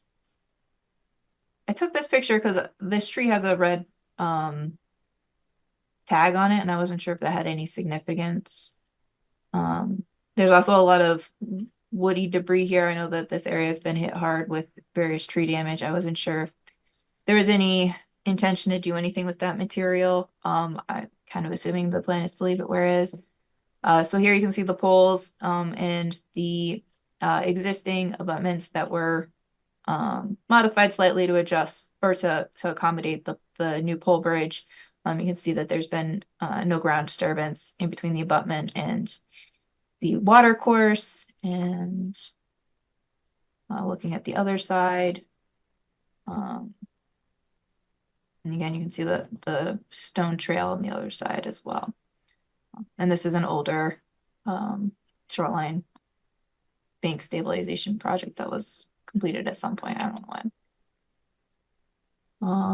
And that's looking back up at the trail, and I think that's all I took. Thank you. Does the applicant want to review this, please? What do you need from me? What would you like me to tell you? I can address the red tags. The red tags were a second trail that Rich Shanahan, our chairperson, had suggested, and I kind of talked him out of it. So the tags are just there. They're not doing anything. Because it was just going to be an additional trail that was, really served no purpose. What's left of the project to be done? The construction of the bridge itself. So the poles are up. The contractor needed to order the materials, which the treasurer, or I forget what department it's called, sent out the check about 3 weeks ago. He received the check for the materials, and he has purchased the materials. So now he just needs the go-ahead. And what do the materials consist of for the bridge? Just 2x6s, and it's going to be all 100% wood. It's going to look just like the other one did over the said pond, except it's not going to have the side railings. Jamie Frederick, agent. So this is a drawing of the bridge. It's my understanding, as just mentioned, that the railings are not going to be added, and I think that was in response to the town engineer's concerns in trying to minimize any load bearing in high water conditions. I think the other modification was that steps. Is it these steps aren't going to be constructed? Right. Exactly. What you just pointed. The two ends.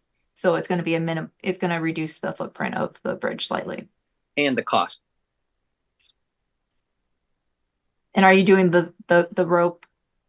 Yes, we're going to do similar to the causeway down by Stony Creek, so that and the poles will be able to be kind of like a breakaway, if you like they do with guardrails now on the highways.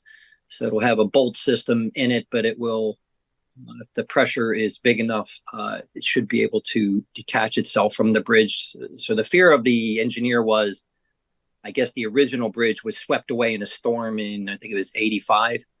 And they were worried that the drag of the handrails would cause the drag of the bridge. So we really were concerned that stepping up that high and not having something there, that we were just looking for trouble. And so we did agree to meet halfway, just putting a rope handrail in that would be a little better and wouldn't cause the drag. And so everybody seemed happy with that. This is Commissioner Bassman. Jamie, any concern regarding opportunity for erosion with this project? Jamie Frederick and the Wetland agent, I not particularly. I think the biggest concern would be the stability of the trails because they are kind of steep. Let me see if I can jump back to the photos. So particularly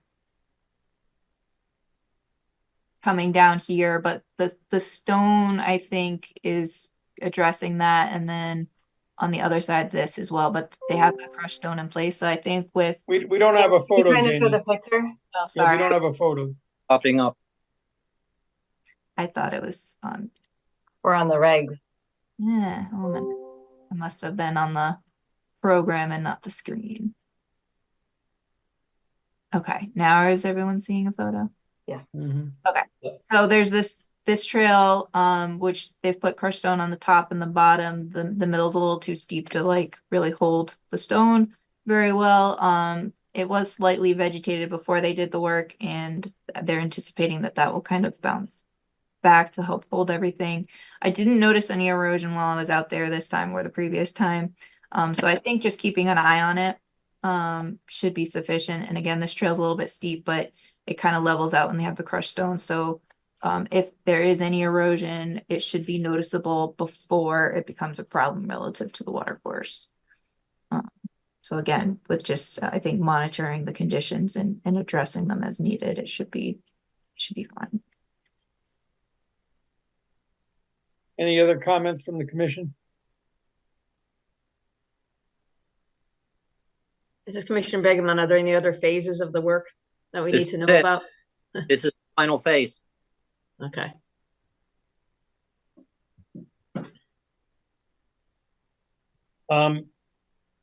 Does this require a vote, Jamie? It is an application, so yes, it would require a vote to be acted upon. I did not do a staff report for this, but my recommendation would be a final inspection once all of the work has been completed, and perhaps a condition about monitoring the trails for any required ongoing maintenance, and the standard conditions and general provisions of all permits. Sounds reasonable. And you want to make a motion regarding BRIW 240302?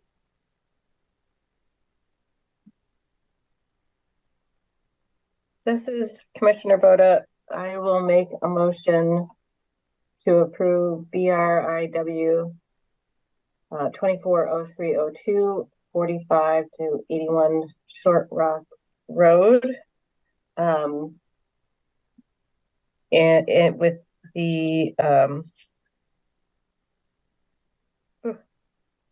with the addition of a final inspection, monitoring of trail stability, and the standard conditions for approvals.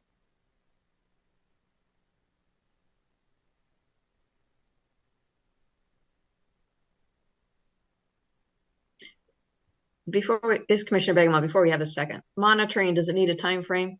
Second and then discussion. Sorry. Okay. This is Commissioner Begeman. I second the motion. Any discussion? My question, do we need a monitoring time sequence? I mean, just helpful for the applicant. We normally do, right? I mean, we usually put a time frame in. Well, it should be done by the end of April if we get the go ahead. I think this is monitoring after completion is, I thought what they were talking about.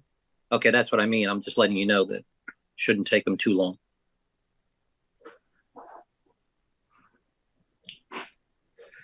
Jamie Frederick, Inland Wetland Agent. I mean, I think the commission probably wants it to kind of be monitored long term, but maybe more frequently initially, just to make sure there's no issue. So, So, It should. Go ahead. I'm sorry. it's Commissioner Begeman. If we ask for monitoring, they have to give you a report back, right? formal monitoring. You could do formal monitoring for the first 3 years, and if everything remains stable, periodic monitoring as needed for the duration of the trail. This is Commissioner Boda. So, are you thinking of a just follow-up report like in November? Annually in November? For 3 years? October?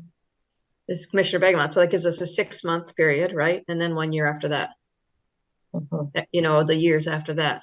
I might suggest the spring, just because that's when things are more likely to be mobile and problematic. April? Yeah, April or May. You could do November the first year and April thereafter or something like that. I'd like to amend the motion to clarify that the monitoring of the trail facility should be done with the final inspection. And then reports the first year, November 1st, and then the following years 2 and 3, end of April, beginning of May, report to be submitted to the wetland staff. Commissioner Begeman, I second the amendment to the motion.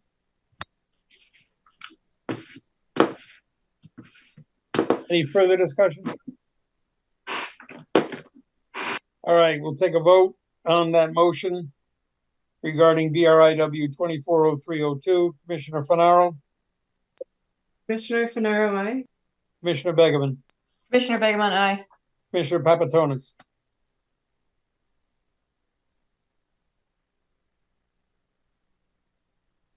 Commissioner Papatonis, you're muted.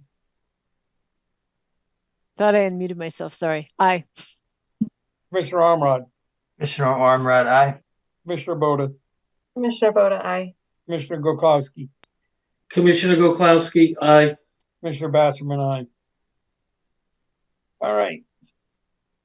Into the enforcement area, notice of violation 142 Chestnut Street, removal of vegetation and earthwork without permit to conduct regulated activities. And the note here is we're going to continue to review of activity and review requested information. Jamie, what does that mean?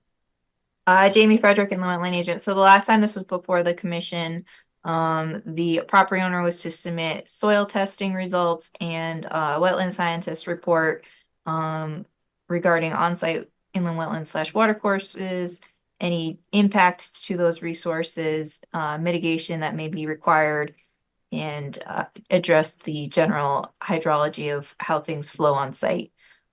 We have received the soil testing relative to the fill material, the reddish fill material that was placed on site.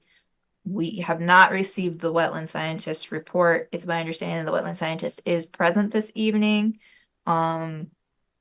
So I don't know if the commission wants to start off by hearing their findings from when they went out to investigate the site. Does the commission want me to show a quick image of the site to refresh your memory, or is everyone able to pull up what we're talking about? I guess we could have the whoever is here for the for this item speak to the report. So this is Kevin O'Neill, the property owner.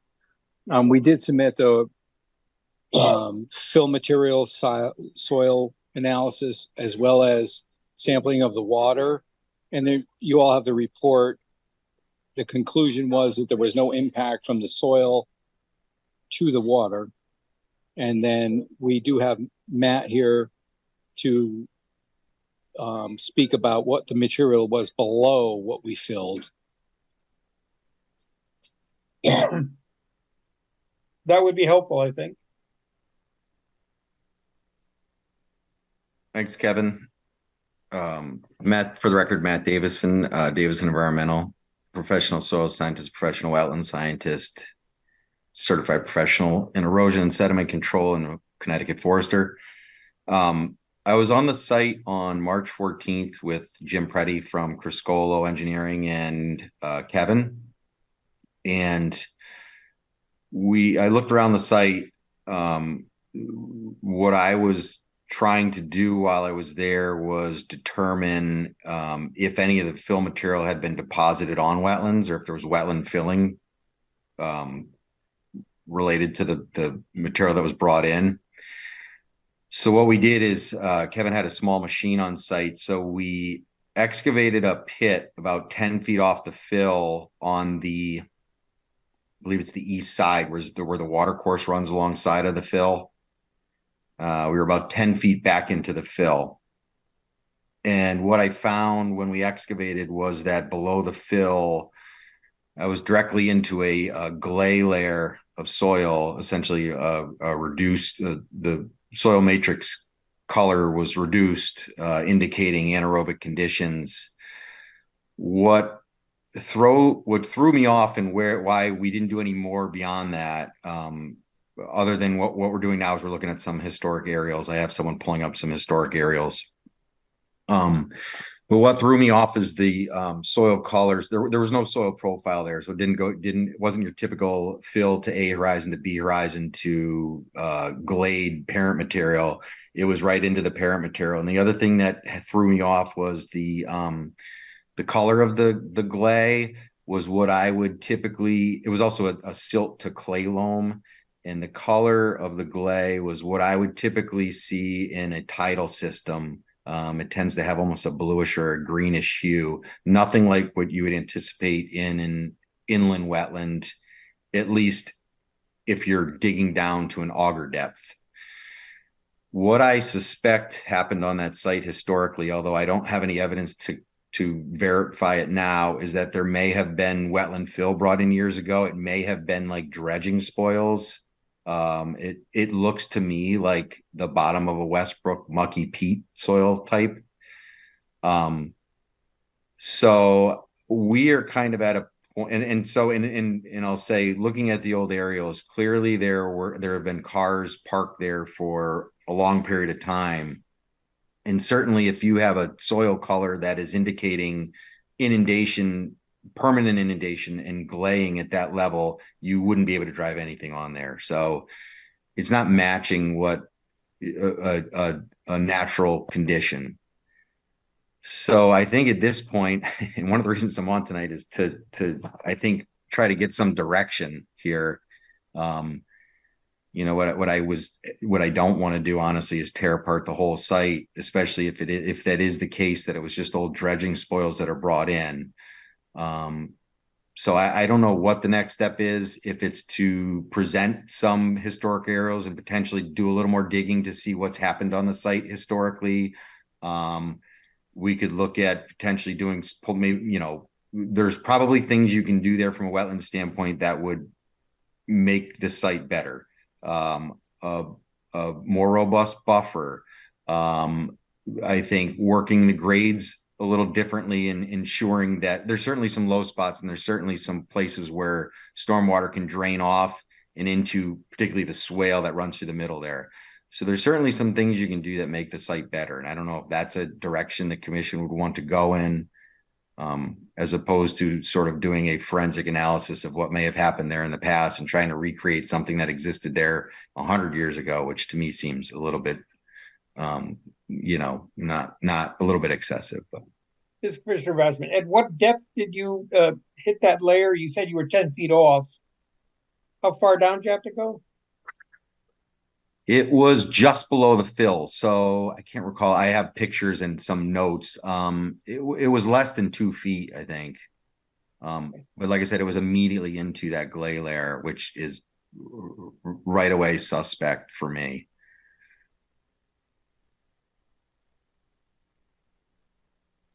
And so we all sort of walked away scratching our heads, and I said, I'm sorry to everybody, but I don't have a resolution for you right now.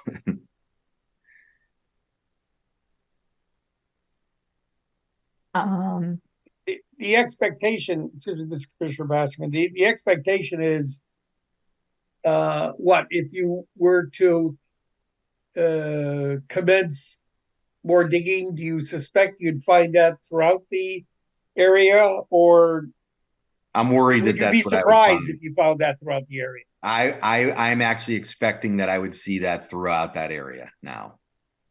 Mm-hmm. And again, going back in the old aerials, you can clearly see. I did some digging on the Connecticut Eco aerials, and what I could clearly see is that that area was used as a salvage area. There were cars parked there for a long period of time. I've engaged my GIS person to get some better quality aerials and sort of do a little more with sort of laying things out so you could get a better understanding of where the cars have been parked historically, because I think that does tell you something. So that's what we're doing now, and I could certainly present that information once we get it, and I could put my findings in a letter format if that would help the commission to sort of digest things with the limited information we have now. This is Commissioner Begeman. Can you just talk about the type of soil? You said it couldn't have cars parked on it, and I mean, in terms of the use of the site, and that soil doesn't. So the soil colors that I found, so essentially what I was looking at was a soil parent material that you would find under permanent water. It was glade, heavily glade, silt clay loam. Are you saying like with a G? Yeah, glade. Oh, okay, yeah.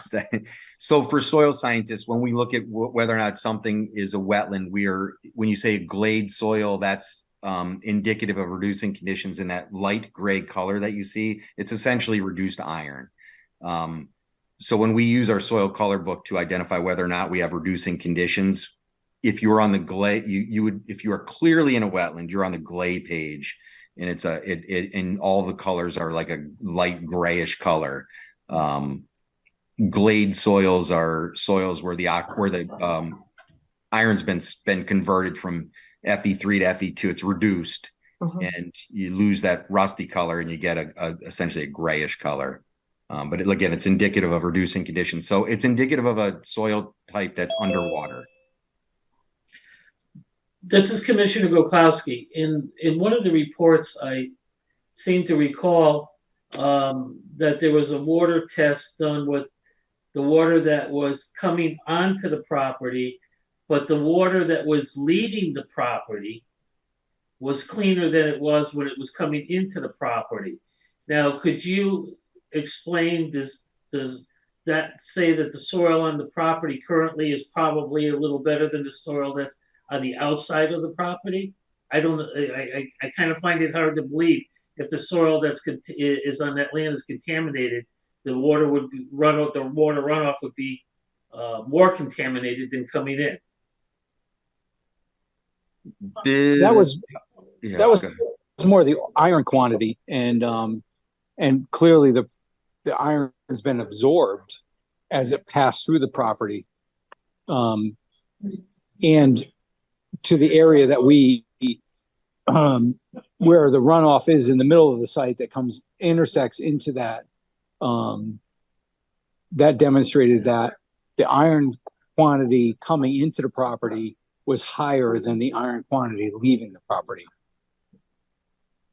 Also, where that water course is, it does not appear that there's any surface water drainage in that direction. So there's not any contributions from the fill to that intermittent water course that flows along the edge there, or minimal contributions. It would have to go into the groundwater and then move laterally. The water is going into the swale. One of the things that threw me off, and I actually got some clarification from Chris Gola recently, was when I look back at the old historic aerials, I don't see the swale on there. So what Jim Preddy had explained to me was that there was actually metal plating over that swale, and that there were cars parked on it. So it was always there, but now it's been daylighted. But if there have been water quality impacts to wetlands, I would suspect they would be in that swale, which frankly is probably a swale that was excavated for stormwater many years ago anyway, and has been receiving stormwater runoff from that site for years and years and years. Like I said, there's very little drainage to the more naturalized intermittent water course that flows along the edge of the fill there. Jamie Frederick and the Wetland Agent. Yeah, so I was out on site today, and I agree. I didn't see any sediment in the watercourse areas adjacent to the fill, with the exception of that central drainage ditch, and where that then ties into the watercourse flowing away from that area. So I certainly think looking at some sort of vegetative buffer to prevent any sediment getting into that drainage ditch and subsequent watercourse area is important. And then I also just wanted to identify that while I was on site today, I did see that there was a new pile of wood chips from, I believe, mulching pallets that is on the outside of the site over near the undisturbed wooded area where there's another wetland complex. So I just want to state that there should be no expansion of disturbance on site. I can pull up a picture of that real quick just so that everyone can. The chips that we're processing now will be removed. I mean, they're just, we're converting, crates into recyclable material, and then we're gonna move that material off site. Yeah, just make sure if you're doing that, and I don't know if the commission has anything different to say, but that it stays within the area that's kind of been defined as disturbance. So I'm gonna just screen share real quick. So this is off kind of over in this area here, and there's another wetland complex further out in the woods over here. And so initially there was wood chipping over here, and I didn't have too many concerns with it beyond the fact that it ultimately would need to be removed from site. But then there's this additional pile, and it's kind of ramped up, and it's at the top of the berm that surrounds kind of the leveled off portion of the site.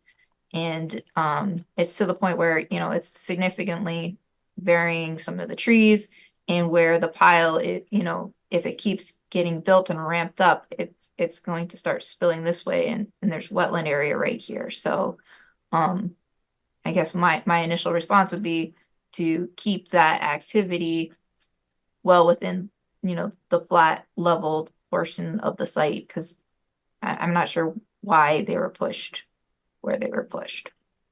Yeah, I mean, that shouldn't be a problem. We, like I said, we're only recycling material and moving it out. So, yeah, we push it into a pile and then we load it up and get it out. Commissioner Bassman, Jamie, can you put up the NOV that was sent? Yeah, let me jump back real quick, see if I can find a photo. Yeah, so this is that central drainage ditch area that Davison was mentioning was covered by plates previously, which is interesting to hear because I was wondering about where it was in earlier aerials as well. So the water course on this portion is pretty clear, but then where this connects in down the other way, you can see that it's got a bit of that reddish tint to it. So I do think that there needs to be some sort of stabilization to make sure that there's no further transport of material. So I think we had the follow-up letter. If I was asked, like, back of the napkin right now to just come up with a very high level plan to make that site better, I would have some type of plan that increases the buffer to that water course, ensures that the drainage is not to that water course, and then I would try to enhance that swale that's in the center for stormwater treatment, because that discharges to the water course. So my goal would be to utilize any disturbed areas on site, especially the disturbed wetland or swale area, to pre-treat anything that's draining into the more naturalized, more undisturbed intermittent water course. Jamie Frederick in the wetland agent. Is everyone seeing an aerial image right now? Yes.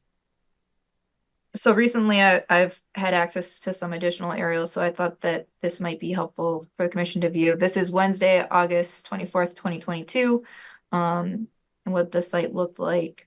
And then March 29th, 2023, you can see that there's been some activity. For the most part, it stays within the confines of what the previous use of the site was, with the junk storage of cars, but there's clearly been some clearing over on this area too. And so the other concern that I would have, aside from, the topic of the soils that was brought up initially this evening, would be stabilization and in potentially an after the fact application for the activity that is going on over here, because this is clearly, a newly cleared area that is being utilized. And there is a water course approximately in this area here. So making sure that has long-term stabilization and I think is also important for the commission applying the regulations fairly and uniformly. Because that's an extensive amount of clearing adjacent to a water course that typically would require an application from the commission. So I think that, I think having a bit more information on the soil that was discovered on site, and then, investigation into the, putting in context to the history of the site. I mean, clearly the site was not in an ideal condition when this activity started. But we want to make sure it's not getting worse and that additional clearing and activities are being regulated as the regulations require. So can you post that NOV? Yeah. So the NOV identified that there was removal of vegetation within 100 feet of a wetland/water course, grading and earthwork within 100 feet of wetland/water course. Noted that a drainage ditch running approximately south-north along western portion of the site, which may be considered a water course. State statute states of the definition of water course. Upon review of historic aerial images, there is an area located within the previous area of disturbance, which I would have requested been investigated for inland wetland soils prior to any additional activity. This area is where the reddish fill material has been placed adjacent to the water course along the northern limits of the activity, westward of the drainage ditch referenced above, and north of the historic internal driveway. So that's the area that I believe Matt Davidson was saying that they did the test and found those soils that one would not expect or typically find in that location. Commissioner Goklowski, Jamie, were there any reports that the soil that it was the reddish soil that was adjacent to the water course, or that swale there, that hasn't had any impact or contamination? Is that correct? So that we've received. Sorry, there's a lot of echoing. Is soil testing and water testing in regards to iron and I believe magnesium. So I mean it's a very limited soil and water testing information that the commission's received, but in that regard, but there's not my question is, it's not a high regard for a contamination level. It's just we don't like the color. Well, it's more than that. I mean, if you continue to have material depositing in there, it's going to impact potentially the chemistry of the water. It's going to impact potentially the flows if there's enough deposition of material. I mean, yeah, and it's not just that water course area that's of concern either. It's the additional area that has been cleared. The fact that there's stockpiles, now adjacent to the water course that weren't there previously. I think that there's a lot of things going on site that the commission normally would look at prior to the activity partaking, and require certain information to be provided for their review and consideration. This is Commissioner Basserman. Jamie, the only thing though that we asked in the NOV was that they install the erosion control, right?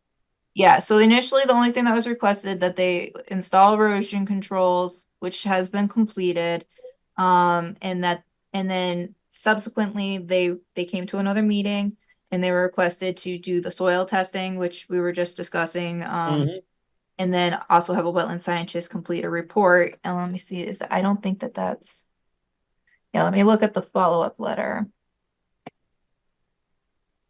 In the interim, this is Kevin O'Neill, the property owner. The soil that was deposited there has had no impact on the wetlands based on the soil scientist report. The water quality was better leaving the site than entering the site. I'm not sure what the issue is. We don't have the report requested from the wetland scientist. We have the soils testing of certain potential No, but contaminants, the soil scientist and the water quality scientist already submitted their report and said that there was nothing in the soil that was deposited that is impacting the water leaving the site. I haven't submitted a letter report yet. If you're referring to me as the soil scientist, by soil. I do intend No, just the water. They asked for soil scientist on the material that was deposited there and the water quality coming onto the site and off the site. And that's already been determined that there's no impact from the soil that was deposited to the water that's leaving the site. It actually gets better coming through the site than when it enters the site.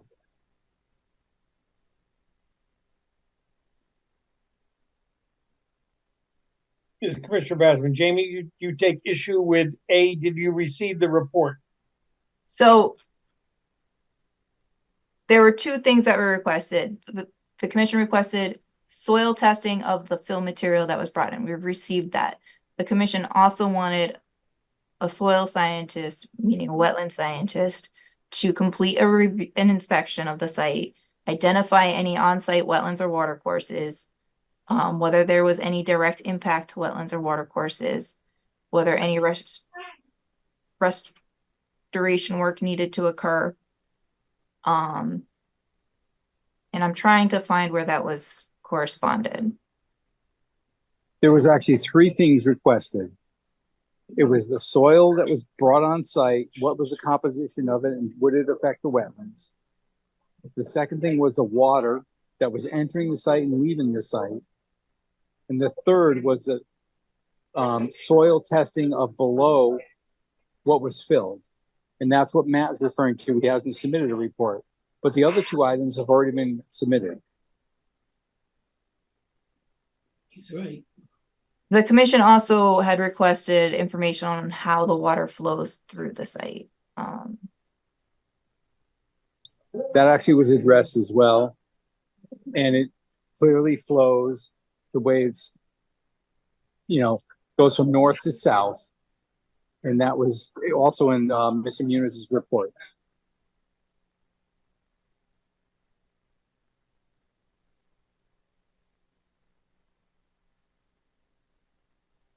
So Jamie, do we have a difference of opinion on how complete the reports are that you did receive? So, I mean, I guess that's ultimately up to the commission to determine because it was your requirements. But so the commission has requested let me screen share.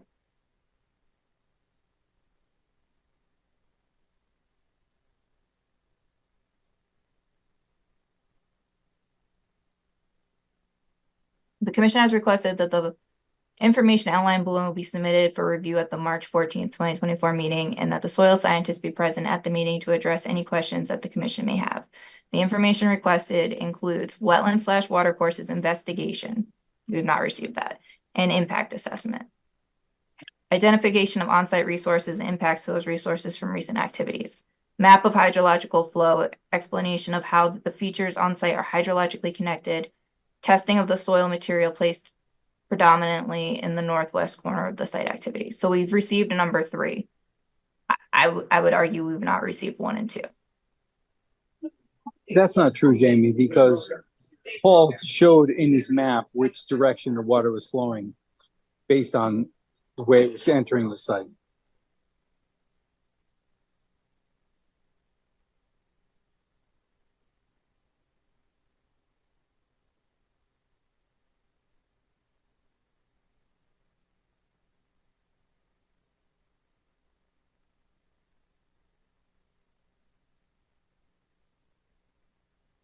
So we do have bare.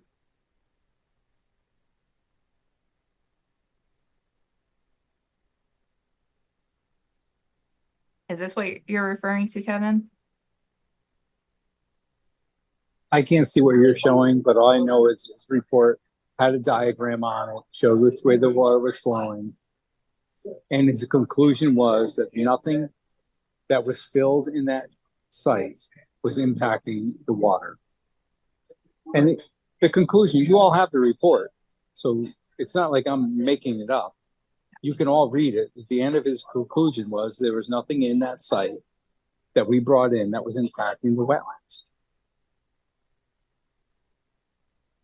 I mean, this report is specific to 2 criteria. I don't know if that's what I think that response to the 3rd item the commission had raised, and perhaps this sketch satisfies the hydrological flow question that I believe Commissioner Boda brought up.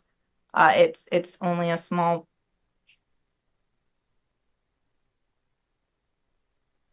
portion of the site, and I have to admit from I mean, I'm not sure what I'm honestly looking at here, because what I'm looking at here,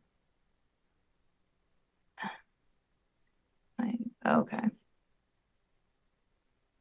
Yeah, I think that one of the questions being asked was, where does the water from this water course flow relative to the water course over by the area where the landscaping business is now occupied? So essentially, there's this water course that comes from the northwest portion of the site and travels eastward. And the question was, does that connect with the water course that travels southward towards the highway? Well, we know it does, but we know it travels off our site, goes into the middle of somebody else's site, travels underneath the pipe, and then underneath the road to the area that you're talking where the landscaper is. There's no way that, that's not described. And what we initially talked about was, which way does the water flow? Does it come? We're on the main site now talking about the drainage ditch in the middle. Does it flow towards the north and hit that water course? And that's what it does do. And that Paul's map shows that.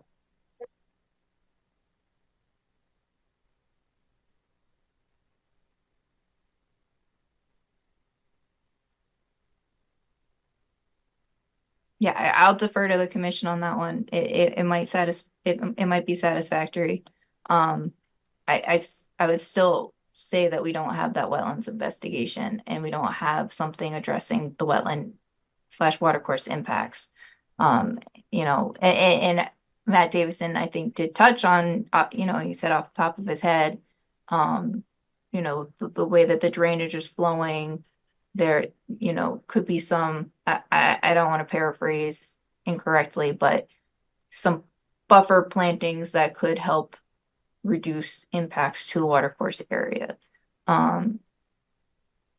So that part has not been addressed for the commission to review. This is Commissioner Bassman. And Jamie, we don't have any information regarding the newly cleared area that was close to the wetland on the, as you look at the map, the right side? No. As potential impact? No, we have not received anything. I guess the question is, did we ask? I would say that would be part of the wetland/watercourse investigation and impact assessment. Identification of on-site resources, being wetlands and watercourses, and any impact to the resources from recent activities. Yep. That's not fair. We supplied everything that you asked for. We were at the walkthrough. You asked us to sample the water as it came onto the site and as it left the site, and we did that.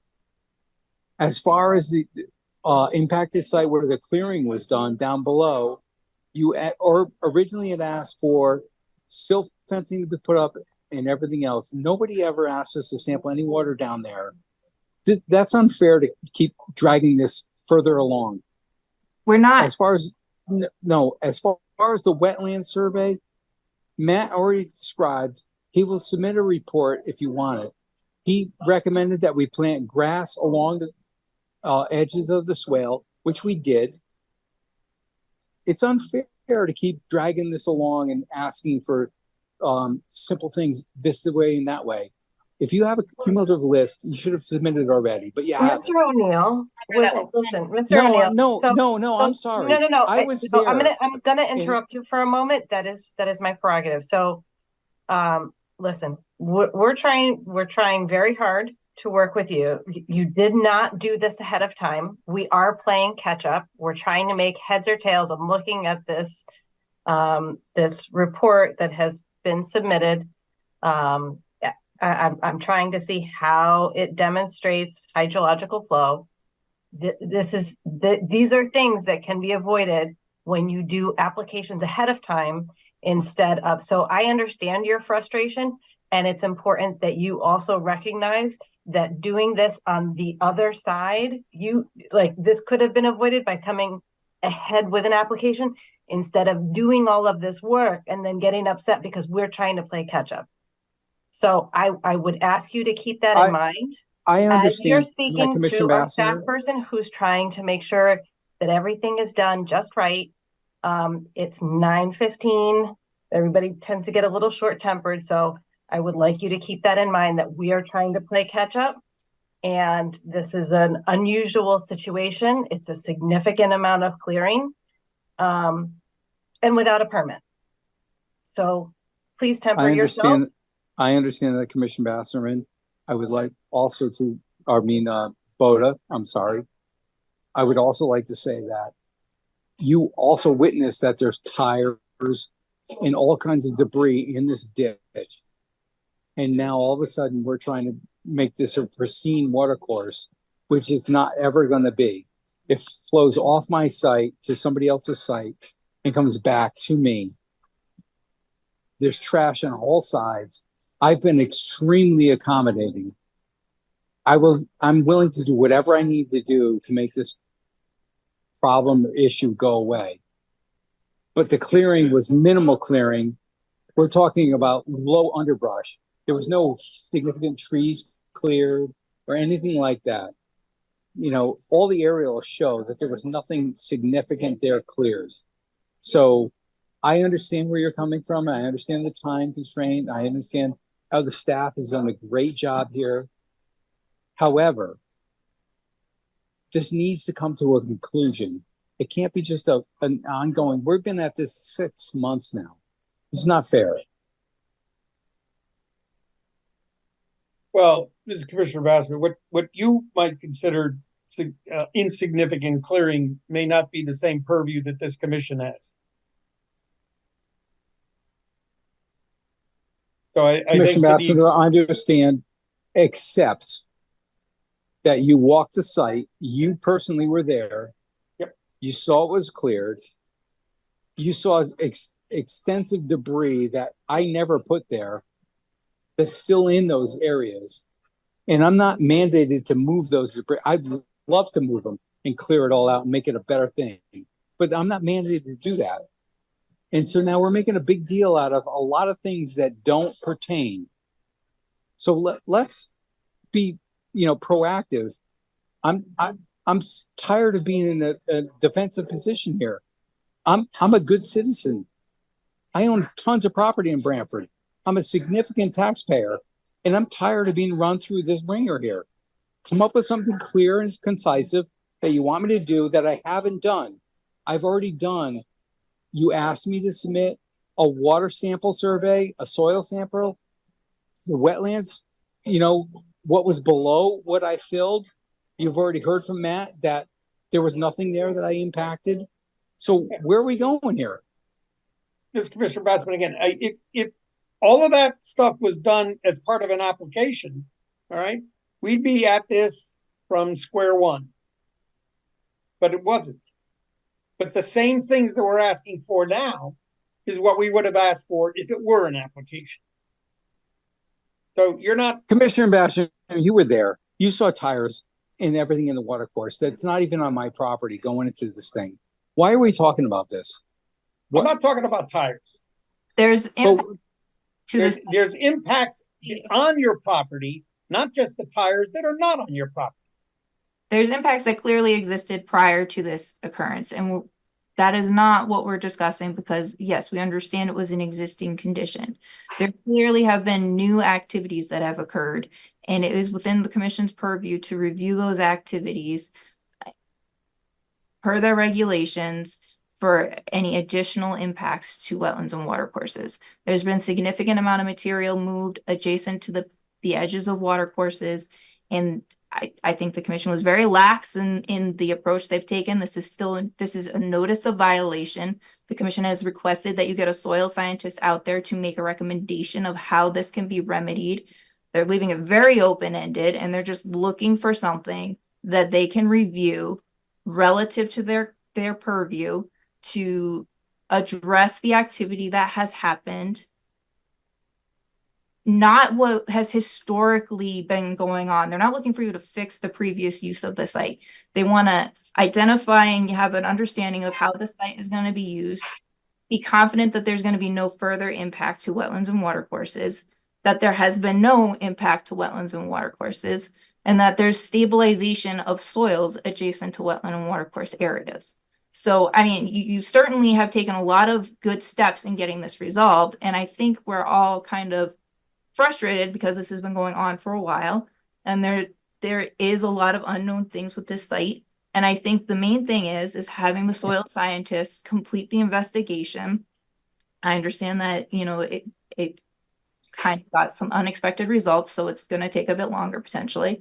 But I think doing that investigation of the wetland resources, but also identifying any potential impacts from those activities in stabilization is important, and it gives the commission something that they can review. Right now, they have very limited information.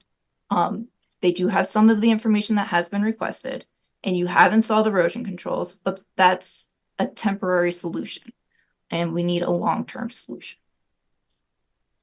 Commissioner Papantonis, as I recall, we were planning on asking for much more, but because Mr. O'Neill had been cooperative and willing to work with us, we asked for less than we had initially wanted. And now we're still left with a lot of questions because what's underneath this, underneath the fill turns out to be flummoxing everybody. It shouldn't be there. And we still have to figure out what we're going to do to limit the impact of the fill that was put there without a permit.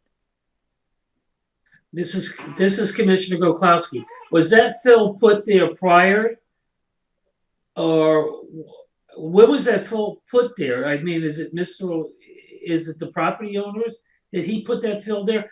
I don't think Kevin, intentionally tried to do anything wrong. He has done, from what I've seen, if we've asked for something, he's attempted to take care of it. He installed the erosion controls right away. He tested the water. I remember us asking for the water flow coming from the property and exiting the property, and he tested the water. So at this stage of the game, I think we have to work a little hand in hand. I don't think he intentionally tried to do anything wrong when he was clearing his property. I just don't get, he was trying to do something wrong. And I think there has to be a give and take situations on both sides of the aisle right now. And so we can come to a resolution that's equitable for everybody. Yeah, this is Commissioner Bassman. Unfortunately, our regulations don't consider intent, whether it was willful or not. We are faced with a number of issues on this property that have got to get resolved, and they are not yet resolved. Commissioner Basserman, I understand that. However, we've done everything that was the commissions have asked for. We sampled the water. The water coming in is not been impacted by what we put there. It was a marginal water course at best, if we want to even consider that. The water that you're saying that was impacted by additional clearing is coming off the site onto the site. I'm not sure where we're going here. We didn't clear any additional area that's impacting. You're not saying that we the additional clearing area, which is, you know, southerly of the site, was something that's impacting the wetlands. Jamie Frederick, inland wetland agent. The first time I met with you out on site, we talked about that clearing, the bare soil, and that erosion controls needed to be installed. You immediately installed erosion controls, which I am thankful for. And some of the stockpiles adjacent to the watercourse were pulled away, and the one that remained had erosion controls, additional erosion controls installed on the lower side to further protect the watercourse. So that was a good initial response to the notice of violation until it could be brought to the commission. The concern was there for long-term stabilization, and I mentioned the commission may likely require a planting plan to stabilize that area and ensure that the cleared bare soil area that did not exist previously was not going to be an erosion issue for that watercourse. So yes, concerns have been raised relative to that activity from the get-go. And then the additional area that was identified for concerns was the area where the reddish fill material has been placed. I mean, it's all over the site, but in that particular corner. And you've done a lot of the steps, and you have the soil scientist here. He has responded to the initial concerns, and he has said that he can respond to some of these additional outstanding concerns that the commission may have. So I'm gonna just take a minute and ask your wetland scientist,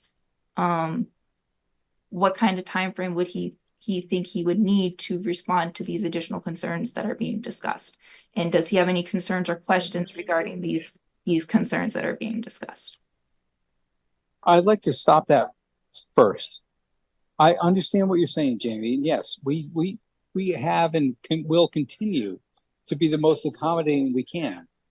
However, you're asking about stuff that's at the north end of the site that we filled the red material in, which, you know, even, you know, Matt suggested where we put the hay roll, where we plant contractors mix to get grass growing before it enters the swale. But now you're looping in the below part of the site where the clearing was done, which was previously not even questioned in the last meeting. Like, as long as the erosion controls were in place and we moved the piles out of the way, that was fine. Now all of a sudden, now we're talking about that again. Why either we have a clear, concise what we're addressing or not, and I don't see that now.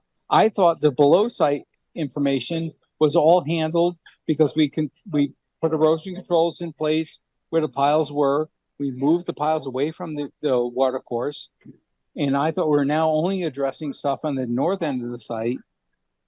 And it seems like we're trying to open up to everything again.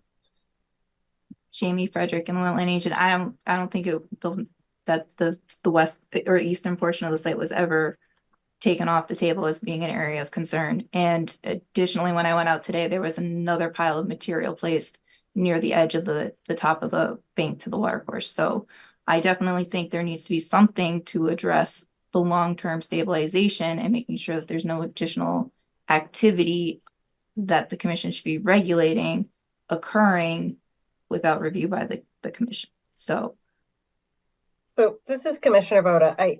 I think part of the issue that we're having is this kind of after the fact notice of violation. And so Mr. O'Neill, I think it would probably be helpful if, I don't know if you have already looked at what is required for an application, because what Jamie was talking about earlier with how is the site going to be used, the stabilization of the site, impact and impact to and mitigation for wetland resources.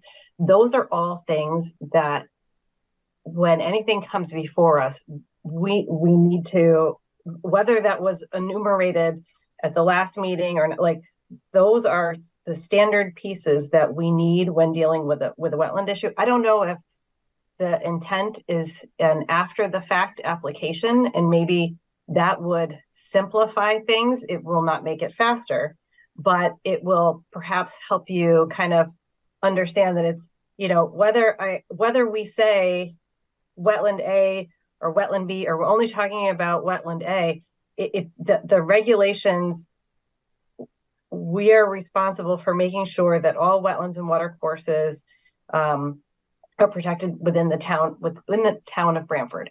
And so there are regulations that you have to meet, and it may be helpful to look at what is required when you're doing work in or around and you need an application for a wetland permit. Because I understand you're like, hey, you said do this, do that. But the thing is that the commission doesn't create applications for people. Like, that is specifically something that we don't do. People bring applications to us, and then we're like, oh, you this, that, or the other, you forgot something, but we don't create plans for people. And it sounds like that is kind of what you're thinking, that we're creating this plan for you, but we didn't do that. And so what Jamie is asking, what we've been talking about are all pretty normal stuff. So it may be helpful for you to talk to Mr. Davison about what this can look like, and then you bring us back that plan, because I am trying to make heads or tails of the hydrological flow map. It is not a standard way for us to get a map. I'm looking at the data that's produced, and it's going to take me a minute to process that, but that's not typical ways that we get maps. So I'm not discounting it. I'm glad that it's there, and I will try to make heads or tails of it.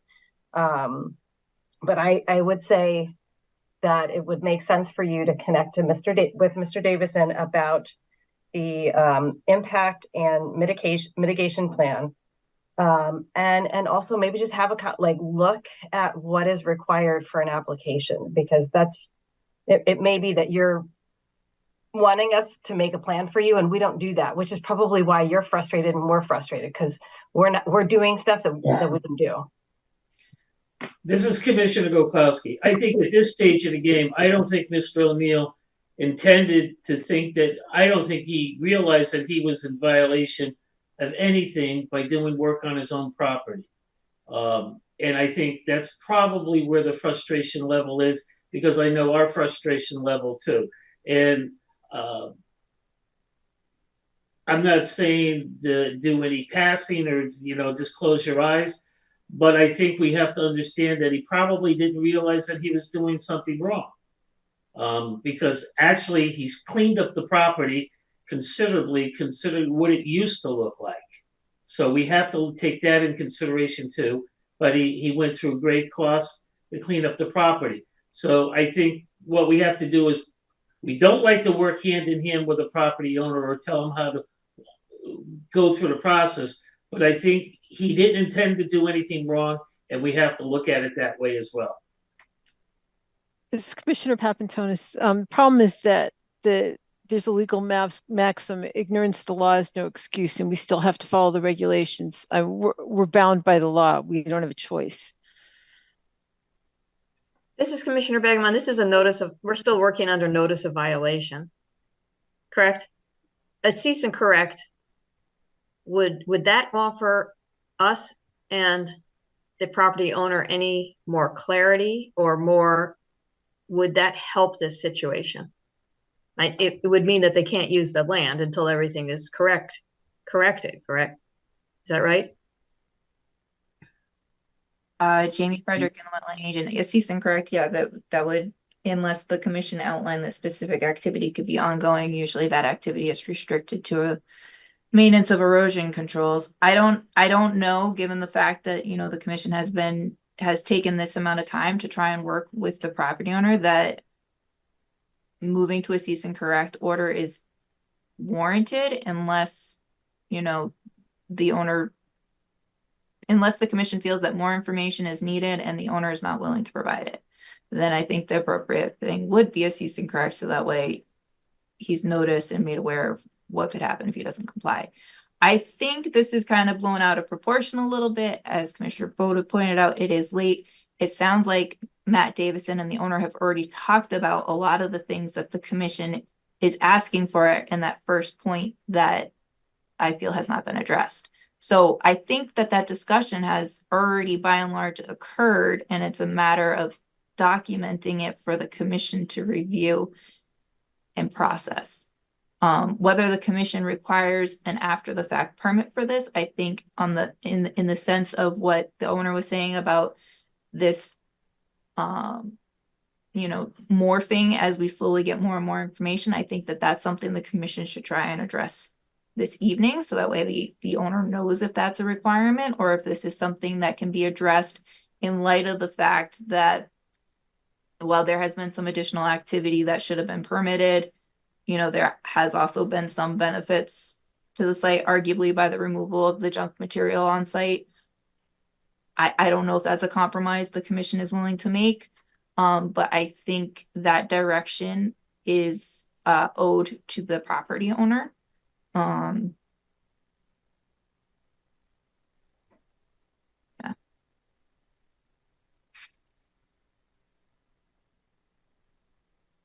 So Commissioner Begeman, I feel like that there's been a misunderstanding about what is required. That's clear from tonight, that there's been a misunderstanding. And if the property owner and Matt Davison and Jamie can work together to bring something to the next meeting, which would address everything that we've talked about, including the southern area of that clearing, etc., all the pieces, including perhaps a better report from about the hydrology, better meaning more complete, with a report that says the water flows in this direction, etc. The reason why the red clay color is downstream is whatever. I would have expected something like that in a hydrology report. I don't know if that would get us anywhere, but that's what I'm thinking. So to be honest, the red clay hasn't migrated. And that's what the hydrology report that we already submitted showed.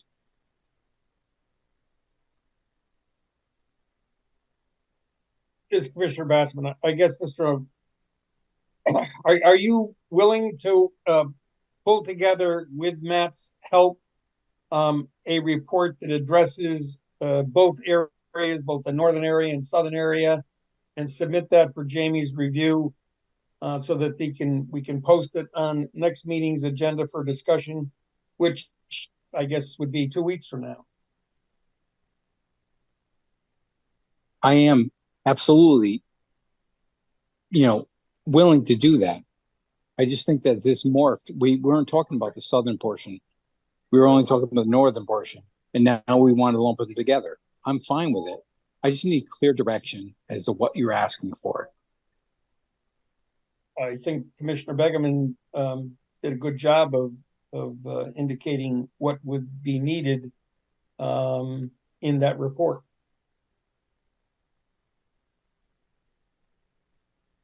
I agree. As of now, that's what it is. That's what we'll comply with. I think there was a lot of focus on the fill material that was brought in at the last meeting. And so maybe it wasn't clear what was being requested. But yeah, would 2 weeks be enough time to get that information submitted? This is Commissioner Boda. I see that what is it? Howard Ave is continued until April 25th. And the last meeting ended at 11:52. And I do not think it's wise to put some of those things that require attention like this to start that conversation at 11 o'clock. I don't think that's wise at all.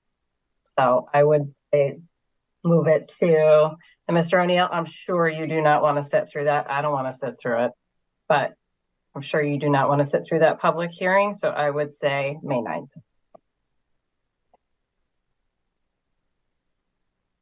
I am fine with that. I want to make sure Matt, who's going to be responding to the balance of what we need to do here, is okay with that as well. I am okay with that. And I also don't want to sit through that next meeting either for Howard Ave.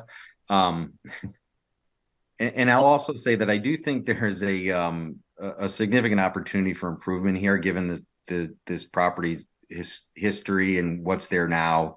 you're essentially starting with a clean slate. And I think there are, just looking at it as a wetland scientist, there's a lot of opportunity here with really not a whole lot of effort to improve the site here, particularly the wetlands, and more particularly the tributaries to larger, off-site water courses where you're getting a meaningful return on investment.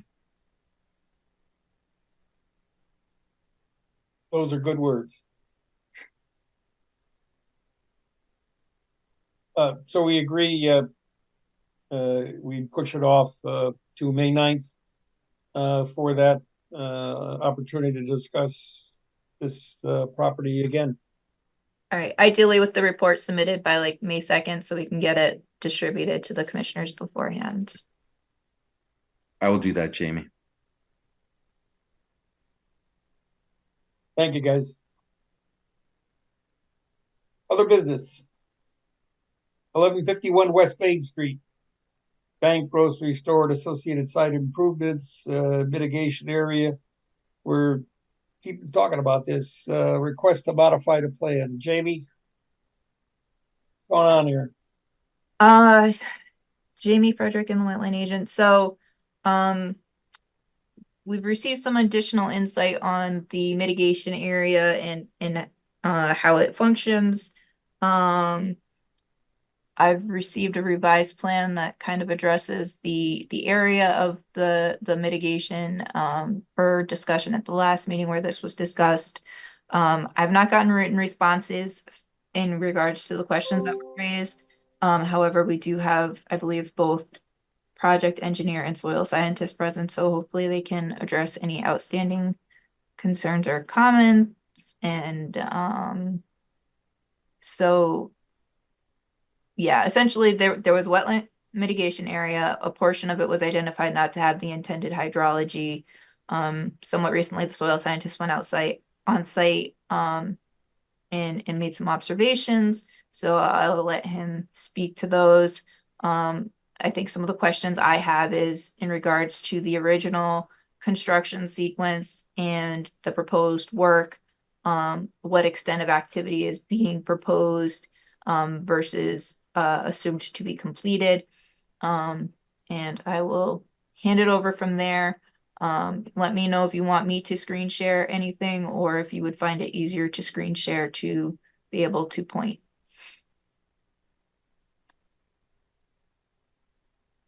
I think you're muted. You want me to get started, Matt? Looks like he's...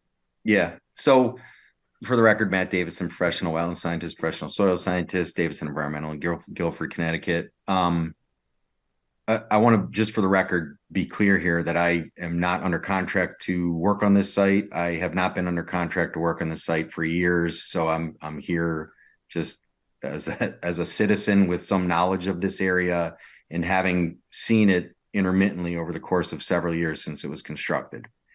So I have no contract to be supporting this at this point. As Jamie stated, the issue with this wetland mitigation, well, there's two issues really that were plaguing this thing from early on, and that was an area that didn't have proper hydrology, and that was also infested with an upland invasive species that proliferated in there, and was preventing the native, that in addition to not having the hydrology, was preventing the plantings from taking in these areas or this area. So more recently, I visited the site after a recent rain. It was actually I was on a site walk with Jamie for the Kia thing. I don't know the date of that, Jamie. It was a couple weeks ago, but I did go back to the site to look at this site after that rain. And I was encouraged by what I saw there, and I shared an email with Jamie with photos. What I observed at that time was that, so prior to this inspection, I had never seen this area fully inundated. I had never seen an actual hydraulic connection to the adjacent wetland, which in our plans was referred to as wetland 2. It's the rear of the property. It's kind of to the right of where you see the home place label there. So if you recall, there was an existing wetland at the end of Home Place, and the whole concept with this wetland mitigation plan was really to enhance two wetland functions. Yes, so what we were looking to do was to enhance two wetland functions associated with this wetland too, which we thought would benefit the local area. You know, this is obviously the end of Home Place. It's a densely developed area. This area picks up a lot of stormwater runoff from Home Place. Essentially, the road drains down into wetland two. So what we were looking to do is expand the storage volume of wetland two, essentially enhance flood flow alteration functions in this wetland.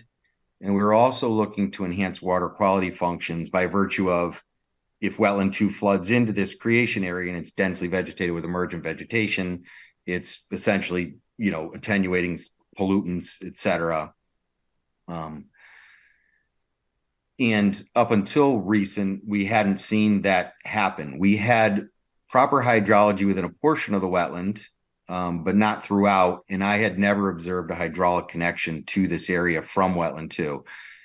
But when I did go out a couple weeks ago after a heavy rain, I did observe what we had intended for this wetland to do from the start, which was to enhance the water quality functions and the flood flow alteration functions. So at a high level, what are the deficiencies here that will continue to be here without wetland hydrology? And this will dovetail into sort of, I think there was a question about, could you perch this wetland essentially? Could you create wetland hydrology here?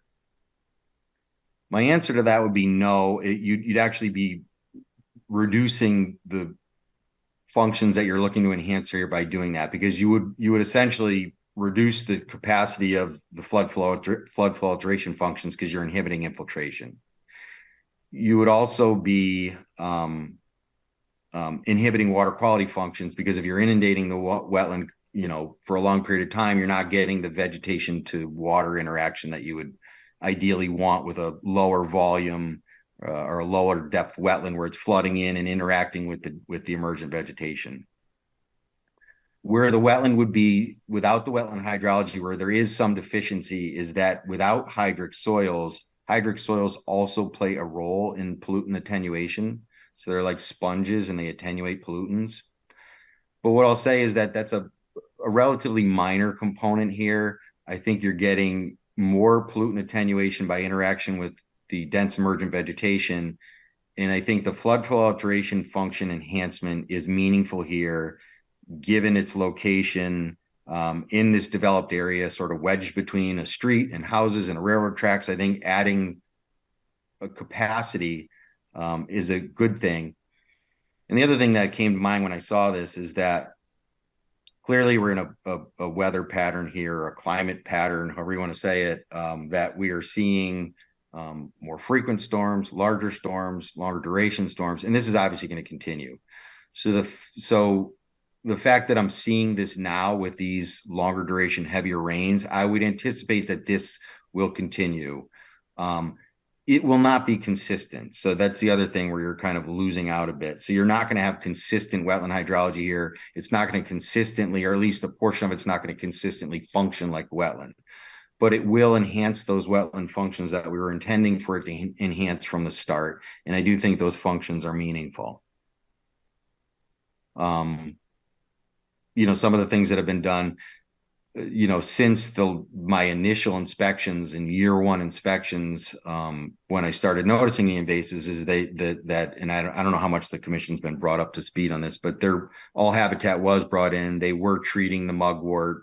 The mugwort, there's still some mugwort in there, but far away, much less. There's very little of it now. And you know, what Matt's presenting here is really some plantings that I had suggested in one of my first reports when I realized that you didn't have the proper hydrology there. And rather than try to bring a machine in and fight it and try to excavate down, which I learned afterwards, there's something underlying there that was preventing them from getting deeper and getting the proper hydrology. But I had proposed some clusters of gray dogwood, which is sort of a tall shrub, or it's a shrubby tree essentially, or it's a shrub that it can fix nitrogen. It spreads easily. It grows in clusters that provide habitat for some species. So I thought that it would be the easiest thing to get established here and also provide the most benefit. The issue with trying to get emergence reestablished in here, and we talked about it on site at one point, I think you'd be left with like, you'd have to drill seed it or something. Because what you wouldn't want to do is go in here and wholesale excavate the area and try to reestablish everything. It's just too much. So I think this is a reasonable solution to some inadequacies from the initial construction. And again, with my recent observations, I think that the wetland functions that we were looking to enhance from the start they are being enhanced, at least during larger storm events. I don't know if you have any more photos you could share, Jamie. I didn't give too many, but they do show some pretty substantial inundation in there after that rain event. This is one, again, looking towards home place. There was a couple more I thought that I had. Yeah. And this is looking from the wetlands. So this is showing that hydraulic connection to wetland 2, looking back towards the development. So to the right there is a surface water conveyance. That is, the wetland 2 is directly to the right of my arrow there. So there is interaction between the two wetlands, which is really what we were looking to do. So we've substantially enhanced the storage volume of the pre-existing wetland. And again, the overflow is into an area that's densely vegetated with emergent vegetation. So you're getting, it's essentially functioning like a stormwater wetland. And I think it's benefiting the local area. Yeah, that's a close-up view of the hydraulic connection. You can actually see there's a wattle that was never pulled that's still sitting in the upland there. But yeah, there's a good view of the pre-existing wetland 2 and the hydraulic connection to the wetland we created. And some of that berm was left in there because we had tall trees in there. We didn't want to excavate out all the tall trees in there. We were essentially creating a connection where it made the most sense. There's another connection on the far side of the wetland that is also, there's also a surface water connection, and that connection is a little more robust, actually. The connection on the far side is connected more frequently. This is the first time I saw these two areas connect. This is Commissioner Begemon, and I went back and looked at your reports from like 2022 in November when you had gone out there, when you were working for them. I think that was the first year reports, and things weren't doing well, but it had been a severe drought that year. So does that I mean, we're getting a lot of rain now, and maybe, I mean, would you say that severe drought at the beginning of this whole project may have made it look like it was less successful than it possibly is? Certainly that, but the other thing that was sort of dovetailing into that observation was the fact that where we were seeing it, the improper hydrology, I was also seeing improper soils. So the soil was not a true wetland soil. It was probably fill that was brought in from somewhere else, and that's why the mugwort was in there. So that was part of the problem too. I'm being, fully disclosing, being fully honest here. This is Commissioner Begemon. You had said that they had put like less soil than what had.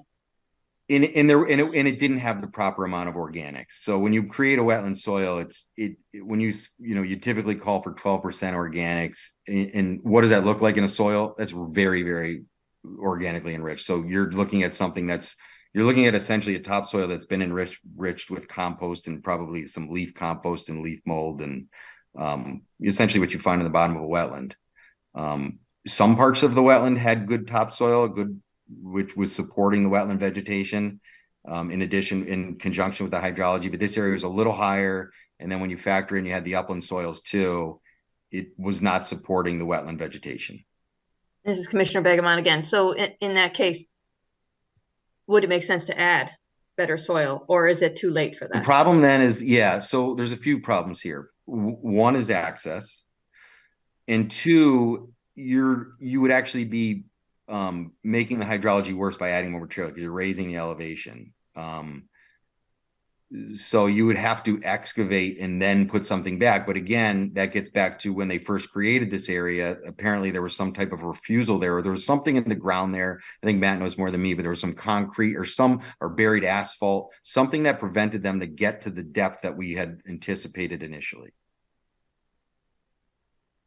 So in the fact that it's flooded now, my sense would be to not add any more. I think I wouldn't want to raise the elevation at all. I think it's good the way it is.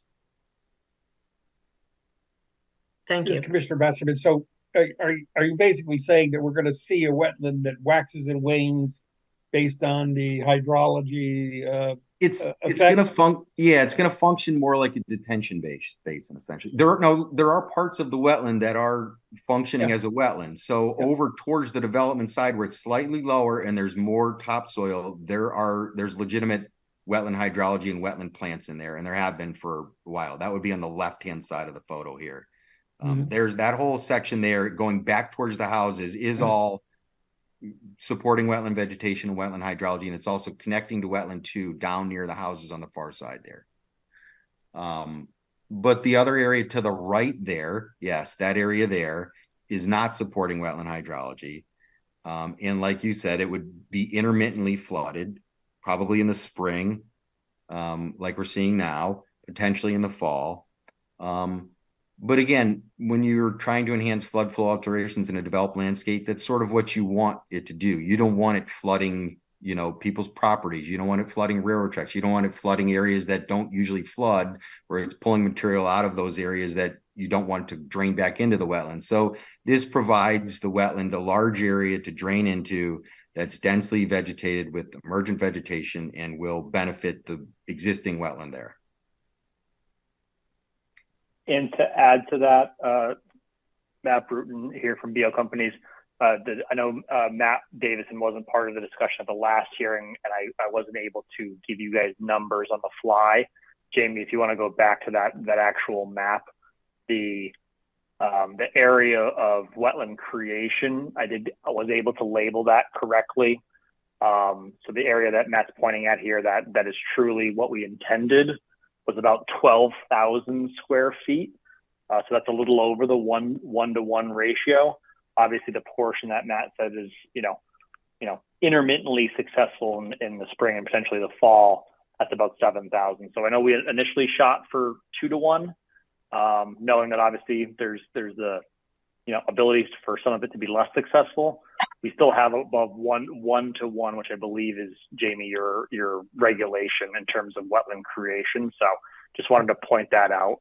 We did label those numbers of total square foot area on the plan.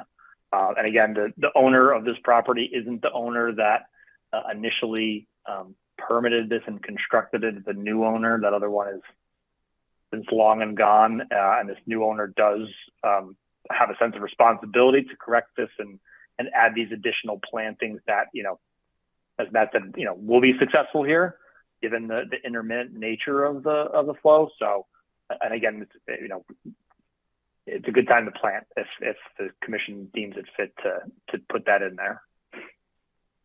Jamie Frederick in the Wetland Agent, just to clarify for the commissioners, the standard requirement is 2-to-1 mitigation, not to be reduced to less than 1-to-1. I did have a question in regards to the proposed plantings and the periodic flooding of this area. Would these plantings be okay with that condition? Yeah, gray dogwood, you'll typically find it on the margin of wetlands and even into wetlands. It's very tolerant. One of the reasons I thought it would be a good choice is it's very tolerant of a variety of different soil types, hydrology, fertility, and it also spreads very easily through root suckering. So once you get those clusters in, I suspect it'll expand a little from there. But yes, I chose that particularly because I thought it would be more resilient and easier to be established. So as far as the implementation of this plan, I'm assuming the access road will be used to bring the plant material back. what kind of ground disturbance would there be? Would it be just planting in the existing material? Would there be some sort of would there be any introduction of more suitable soils in the immediate planting location on the planting holes? Just walk us through kind of what the activity proposed to occur is. I think that you can still get to the site from the stone access road, right, Matt? I believe so. Yeah. Last time I was there, I think that's still true. Yeah. Yeah, up and around. But that was the other reason we sort of chose this, because in all likelihood, these will just be 1 gallon pots or number 1 pots, and it'll literally be a 1 gallon planting hole. I'm assuming they will provide some type of soil amendment to the hole, which they typically do, which is usually just like a slow release fertilizer or something, just to help the plant get established. But with the dogwood, you really don't need to do much. It doesn't need fertile soils. It'll grow in almost anything. And you typically see it colonizing sites that are recently abandoned and disturbed.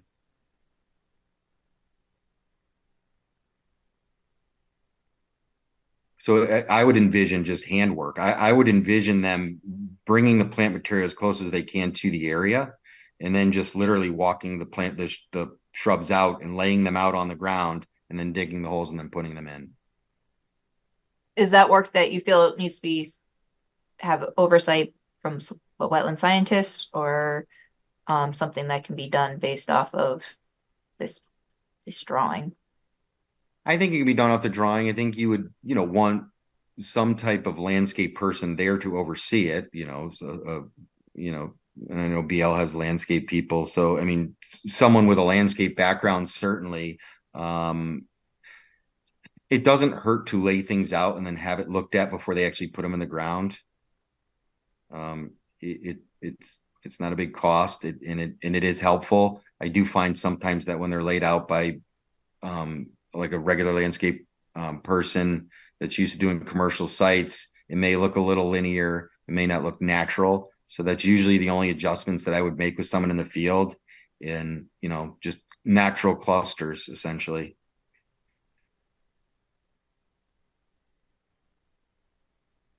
This is Commissioner Boda, given where we are and the lack of care put into the first piece with the soil, not just putting in regular soil, I would say anything ought to be very clearly written down and overseen. I don't have confidence right now.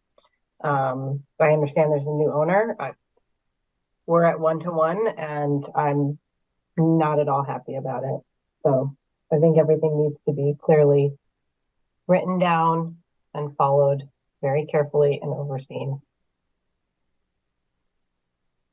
And Commissioner Boda, BL did obviously the landscaping plan here based on Matt's recommendations, and we're happy to, oversee and provide a report and pictures and schedule that with Jamie if needed, and to have her observe as well. But understood. This is Commissioner Basserman, and Jamie, what do we typically do when it's a modification of plan regarding monitoring? I don't know that there is a typically in this case. Start over the 5 years. Start the 5 years over. Oh, that was going to be a question. It's a question put forth to the applicant to address. I don't think I received a response, so ultimately it would be a question for the commission, as interested in their feedback. So, I mean, they have done the first 2 years of monitoring. Clearly, there's a significant portion of area which it may not be wetland creation, but certainly it's part of the wetland mitigation aspect of this application, and warrants mitigation. So the question is, does it restart with the first year of monitoring? I don't see, Commissioner Bassman, I don't see, given the relatively brief history on this, and its maybe lack of success would be a kind way to say it, why we wouldn't want to restart the clock and, let's see where we're at 5 years from now. And it may. This is as much a learning lesson as it is monitoring for any other reason. It may provide interesting results as far as what does happen with the area, depending on what the climate is over the next 5 years. Right. I mean, obviously the soils aren't what was expected, and the elevations aren't quite what they were expected either. So but Planned, Jamie, just for Commissioner Boda, planned, what was planned? Not expected, but what was in their plan? understood. So I think that the commission needs to, so for a modification, generally, it would be a motion from the commission whether to approve or not approve. I don't know if the commission has any more information they feel that that is needed at this time. And we are, in that spring planting season, so it would be somewhat ideal to, make sure that this happens this growing season. There was some discussion about having written materials and oversight. I don't know if that's something the commission is comfortable having further reviewed administratively prior to implementation, or if that's something that you would want to review. I know our April 25th meeting is very booked. And I'd be hesitant to push it out to May 9th, because then we're starting to get late with planting materials. This is Commissioner Goklowski. I think we should move forward and allow them to at least get the planning started now. And in the fall, take a look-see and see how the things are progressing, because the plants would have an opportunity to take in the next few months, and then we can monitor it in the spring again. But we got to get, if they're willing to plant, let's get them to plant so we can get it started and move in the right direction rather than delaying this any longer. This is Commissioner Begemont. For the invasives, do we want to restart the clock for invasive management as well for this section or for the whole? So that actually raises another good question that I wanted to ask. So it says non-native invasive species shall be eradicated or removed from areas prior to start of mitigation, revegetation, construction. After invasive eradication or removal is complete, seed disturbed areas with conservation seed mix. So I guess I'd want clarification. Is that like after initial treatment this growing season, or are you looking to wait? I mean, it doesn't seem like you're waiting until the 5 years of invasives is done, because that just doesn't track with getting everything done in a reasonable time. So can the applicant just kind of explain what's going on there and what the area would it be overseeding with the conservation seed mix in areas that Oh, maybe I'll let Matt speak to it, but that note may have been, because that was something from the initial construction sequence, because if you recall, this whole area was all knotweed initially. So our initial plan was to get rid of the invasives first and then plant, and that's what was done here. So I'm not sure if that's a holdover note or if that's actually what is being planned now. I think it's a holdover note, but Matt, I think maybe confirm if you were out there recently. I think the invasive species that has been done, right? That's been done, and it's been done at the rate that the commission requested after the initial construction. So if the commission obviously wants us to restart that period over again, that's fine. Don't know if I think it's been relatively successful to what it can be. All Habitat has provided those reports. So obviously I think the goal is obviously to continue that and then to supplement with these plantings that we've shown on the plan here. Jamie Frederick in the wetland agent. Yeah, so I know that All Habitat has been out there, and usually that's a couple years program, and it overlaps with the 5 years of monitoring, and ideally by the end of those 5 years of persistent management, you have the vegetation established enough and the invasives knocked back enough that you don't need that aggressive program moving forward. But so I guess what I would be thinking is that if the commission were to approve this plan, the planting would happen this spring planting season, and the invasive species management would continue. But certainly the planting and the invasive species management should be planned so that All Habitat isn't going out right after you plant, or potentially, right before. Understood. Yeah. Yeah. The other thing too is the mugwort is pretty well controlled now. I mean, there's still some sporadic mugwort in there, but it's certainly nothing like what it was. It's night and day. The monitoring reports will pick up the invasives, as mine did. I mean, my initial monitoring report noted the invasives, and I think that's where things started to go awry, because my initial monitoring report said you need to treat these immediately or you're going to have a problem, and nothing was done, and then it became a problem.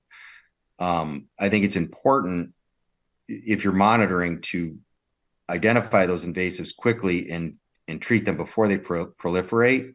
You may have a little pause here with invasive treatment, but you will be back. This will not be free of invasives for even a year.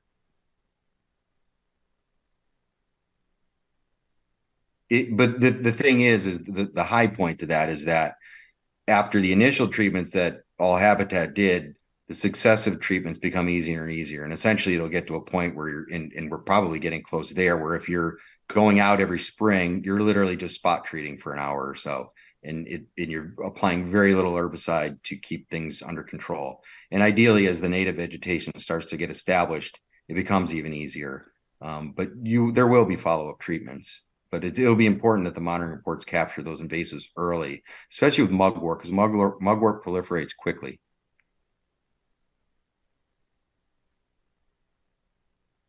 Any additional comments or questions from the commission? This is Commissioner Boda. I think to Jamie's earlier question, for it to come to staff to review so that things can move more expeditiously. As far as the actual, kind of construction sequence, if you will, for how the activity will occur. Yes. And okay. And is oversight by a wetland scientist or landscape architect sufficient, or do you want it to specifically be a wetland scientist? I think either is fine, as long as they are certified and a professional. And then are you looking to have the monitoring restart? Yes.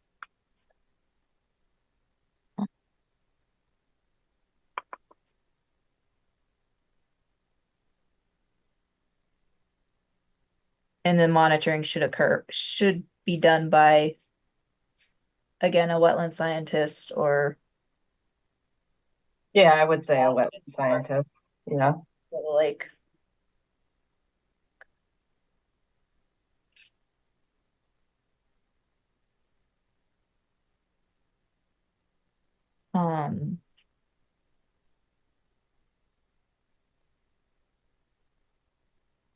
Is there any other concerns or outstanding comments?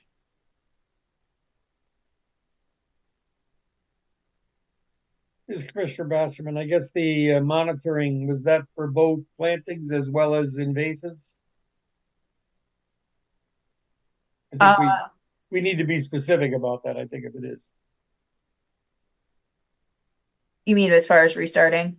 Yes.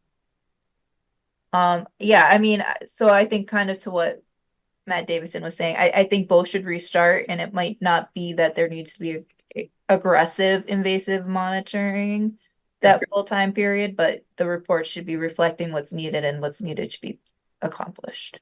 Mm-hmm. Because there will be some soil disturbance going in there and planting these new plants. And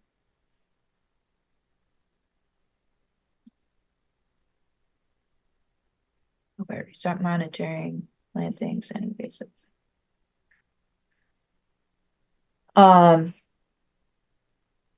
So does somebody want to make a motion with, staff to review the construction sequence? To move forward with this?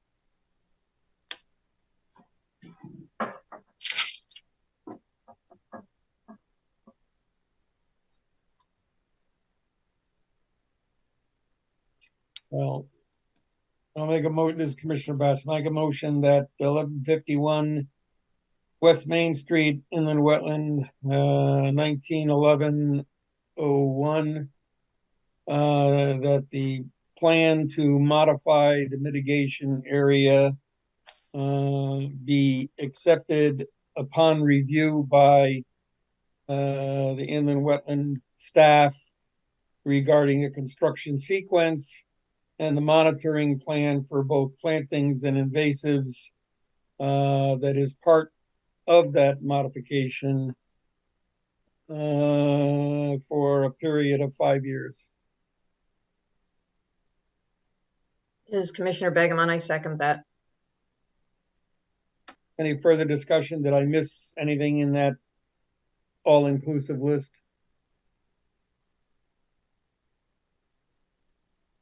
Okay, we'll take a Maybe roll. just identify that new plantings should be overseen by wetland scientist or landscape architect. That's perfectly acceptable to me.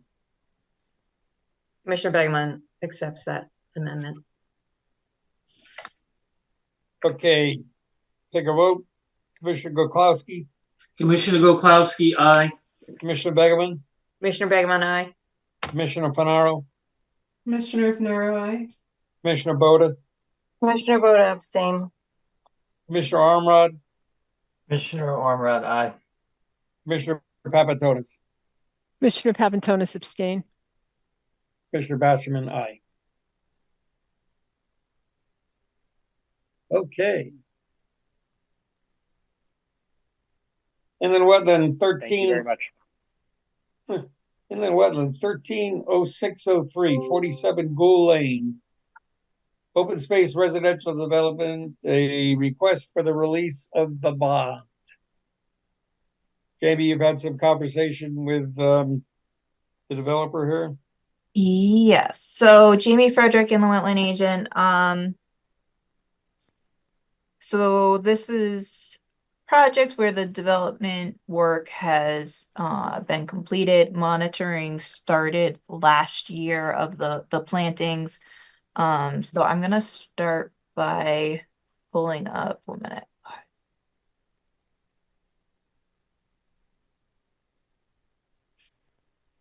I'm gonna pull up an aerial image just to kind of show everyone what we're talking about. I'm not sure if all of the commissioners on the board are familiar with this property.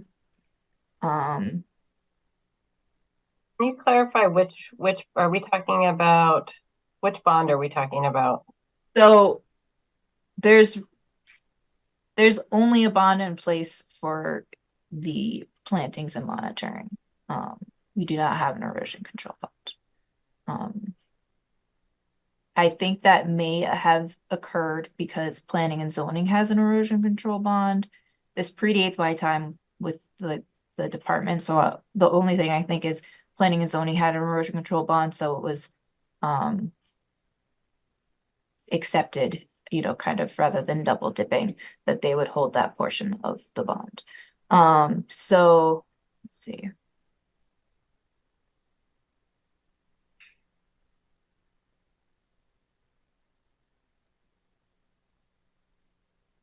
Everything in my folder is not quite the way it should be. All right. So you said this is planting? Planting and monitoring. So it would not be typical for the commission to release the bond at this time. However, there has been a request, and I do think there are some unique circumstances for the commission to consider. There is some outstanding information that I think should be submitted, and we can discuss, you know, what the commission's thoughts are after I give a brief presentation. So we've got single family residential lots connecting Lamatra Lane to Gould Lane, so an extension of Lamatra Lane, private road, Louisa Court, with condominium type development here. So there were 3 areas that were to be planted and monitored for 5 years. There's the stormwater basin, which is to be conveyed to the town, and the private stormwater basin to be owned by the condo association for Louisa Court. And then there is so there's a conservation restriction area, and you can probably guess where it is because it's essentially where they stop mowing. So there was plantings along the eastern portion of this lot here, and it kind of wrapped around to the southern edge a little bit as well. So I have recently received the first year monitoring report for both basins and kind of an initial look for this year, confirming counts of plants and additional plants being installed, just to because there were some plants that were missing, some plants that weren't actually missing but were thought to be missing, and so they wanted to make sure their numbers remained good early on in the monitoring, so they've planted and they now have more plants than what was required. I do not have a monitoring report for the conservation restriction area. I do know that that area was planted. I also know that it was planted approximately a year to a year and a half before the basins were planted, but I have not received any reports for those plantings. So I would recommend that the commission probably would want to see that at minimum before considering the request to reduce. I don't know if that's something the commission can make contingent upon receipt. There is some additional information about the stormwater basins that I had requested. I did get a memo. It was modified per request after discussion with the town engineering department. I also requested as-built of the basins, which I received today, but I have not had a chance to look at and have not received comments from the engineering department yet on the conservation restriction sign, or the conservation area signs. I know if they've been placed. I've not received documentation confirming that they've all been placed and that they've been placed in the appropriate spots. Let me just pull up the email to make sure I'm not forgetting anything.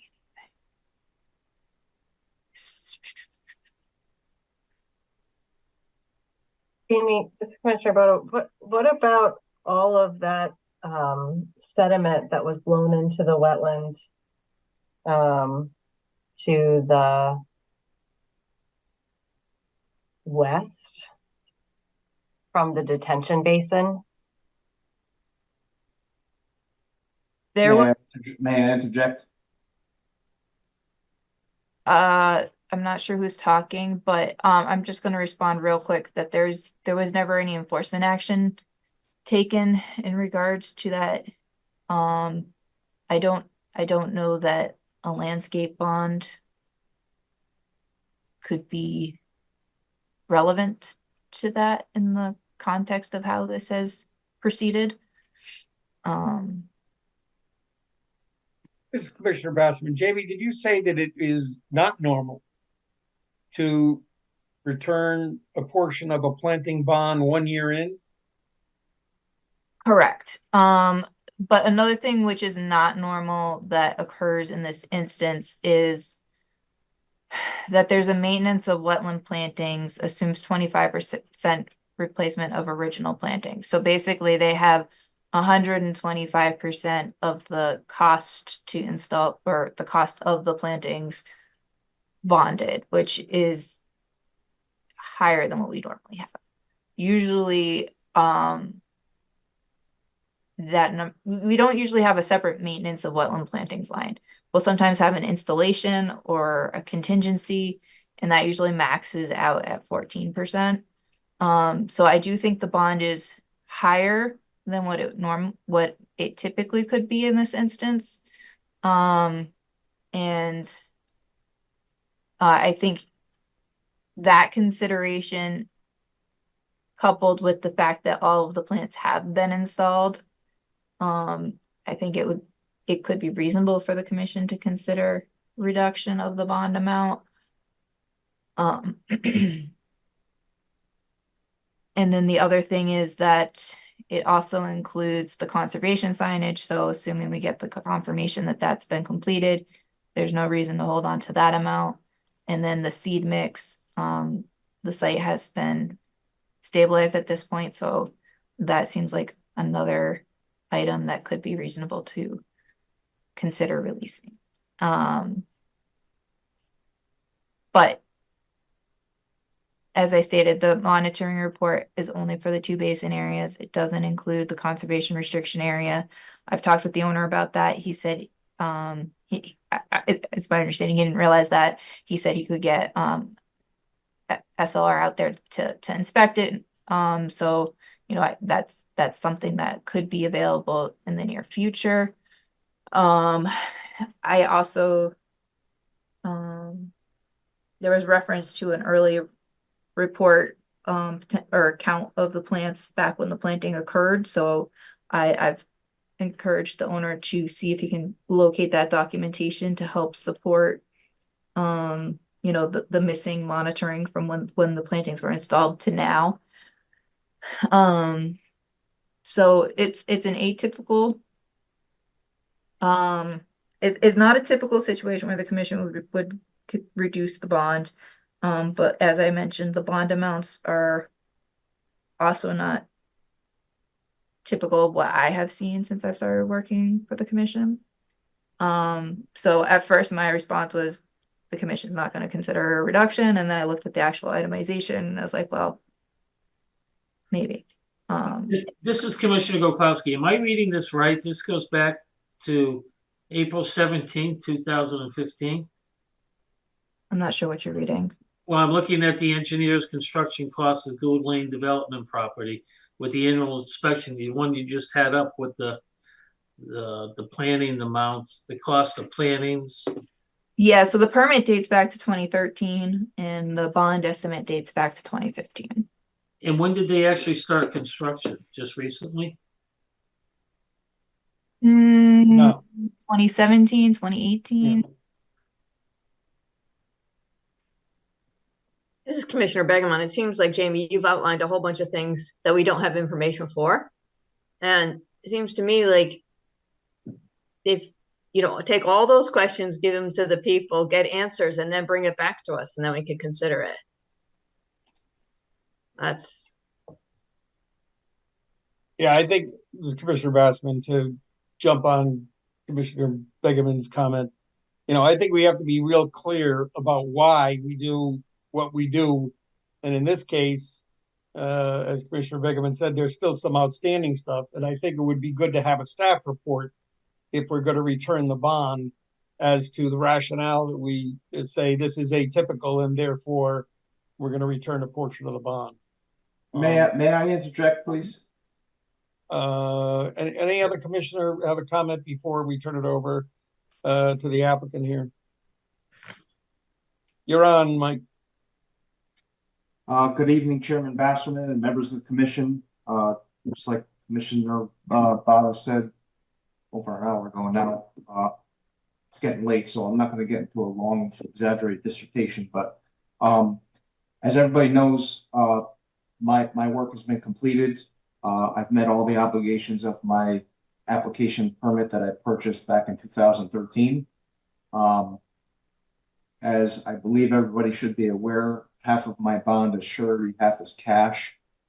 Being that everything is completed and what we're talking about that's actually completed just needs to be verified at this point because it's last minute relative to conservation markers and minusculities like that. I'm here before you tonight in a representative capacity of, you know, for Donmar Companies relative to 47 Gould Lane, seeking release for the surety portion at the very least, only because it's been so long, and just like surety, it's kind of like credit. And if the cash portion of my bond needs to remain intact until the next meeting, till you know, such things like markers and stuff like that can be verified that they are in place, which they are. I sent over the as-built. For whatever reason, the basin as-built weren't reviewed or whatever the case may be, because it's been so long. I don't have a problem with that, but as far as the surety part of it is concerned, I'm requesting the commission to please release the surety portion at the very minimum, because my work is complete. And that's why I'm before you this evening. Like I said, as far as 2013 is concerned and the approval, and the regulations at that time I have met, and just as Jamie has said, we have exceeded the planting count, because at the time they weren't visible because of overgrowth, that type of thing. So we went and planted more. SLR came out, and it turns out that we actually have more plantings than we actually need. So I think that as far as this commission is concerned, I think everybody would probably agree, especially for those of you who have been here through the thick and thin of it.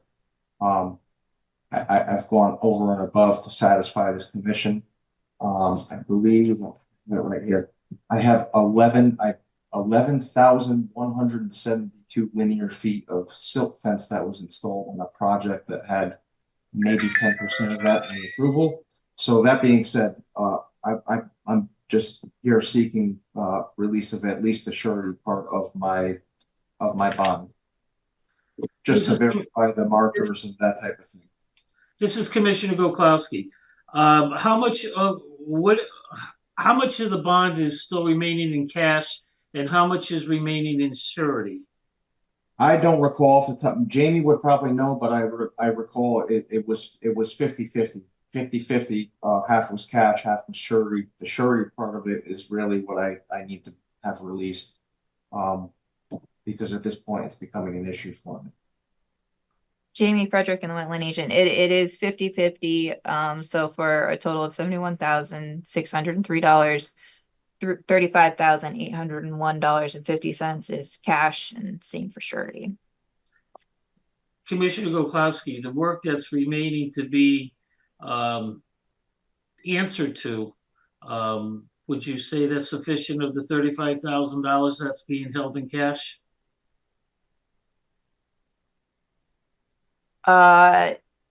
Because also basically you're asking for proof of what he is completed to be done, and because it's the 10th, the 12th, the 11th hour. My question to you is, the $35,000 enough to cover what is remaining, and we can release the surety part of the bond? We're holding on the cash. I'd rather have cash than surety any day of the week. Commissioner Goklowski, this is Commissioner Bodo. It's not just, bonds are not just for the work, the immediate work that's done. It's also to ensure the reason why we have planting monitoring plans that are for 5 years is because plants don't always survive after year 2 or year 3. And so it's not just the initial work, and Jamie talked about a couple of things like the conservation science and the seed mix, and that may be a different story, but we don't let go of bonds after. It's not just about the work being done. It's about the application, the permit staying in the condition it was permitted for 5 years. Commissioner Bodo, Michael DeGioia, for the record, all due respect, I understand where you're coming from. However, I call your attention to the fact that this approval was from 2013. It references specifically Section 13 of the Inland Wetlands Regulations at that time. Nowhere does it call for a 5-year maintenance bond to remain in place, number one. Number two, we are talking about verifying conservation markers that have been in place before I even purchased the project. I believe they were put in place previous to the approval in 2013. There were a couple that, for whatever reason, were moved prior to construction. They have been restaked and replaced into place. That's what's in question, along with a report. I believe it's for lot number 20. I think it was about $37,000 in plugs and special wetlands plants that we put in place. Jamie knows they're there. I don't know why it's not in the report. We found out about this around 3 or 4 o'clock today. They're all in place. So that being said, I think that at the very minimum, this commission should at the very least consider releasing my surety portion of the bond, because I think that $37,000 in cash that's in your account can cover markers and maybe missing plants if we were to not plant anything on lot number 20.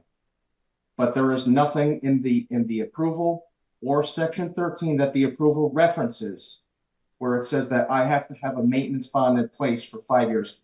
Also, as an aside, I guess as a common sense thing, as far as the basin is concerned, or lot number 20, if I were to go and plant plants on somebody's lot and then have to guarantee that they survive for 5 years, am I supposed to trespass onto the town of Branford property or that homeowner's property for 5 years?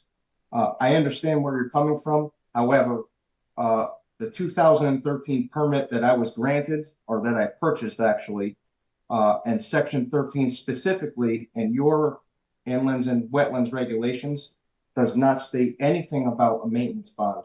So as such, I respectfully am just requesting at the very minimum for this meeting that the surety portion of my bond be released, because my work has been completed. I have met my obligations.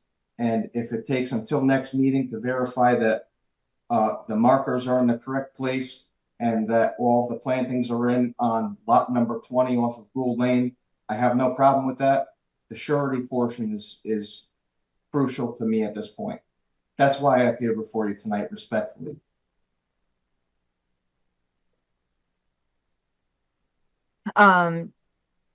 Jamie Frederick in the wetland agent. I'm going to screen share the permit real quick. Everyone's seeing the permit. Yeah. Yep. So, condition 1 is where it says plantings in the conservation areas, stormwater management, water quality basin area on the condominium property and the stormwater detention basin must be in compliance with section 1112 of the Branford Inland Wetlands and Watercourses Regulations. See excerpt below. So if I jump down to that, it says 1112, if compensation is proposed or required as a condition of approval, a management plan is required that must include but is not limited to the following criteria. A bond in accordance with section 13 shall be posted for a period of no less than 5 years. Report intervals of 6 months, 1 year, and thereafter annually for a period of no less than 5 years must be submitted by a qualified ecologist or wetland scientist, documenting an 85% or better survival rate of planted wetland vegetation, monitoring and control of invasives, approved erosion control and sedimentation measures, or any other activity as specified in the management practices defined in section 2.1C of the regulations. And I'm going to jump back to the bond. Whoops, that's not the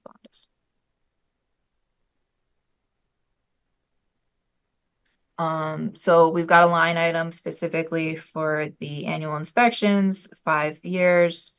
So like I said, we received the first report last year, so there's 4 more years.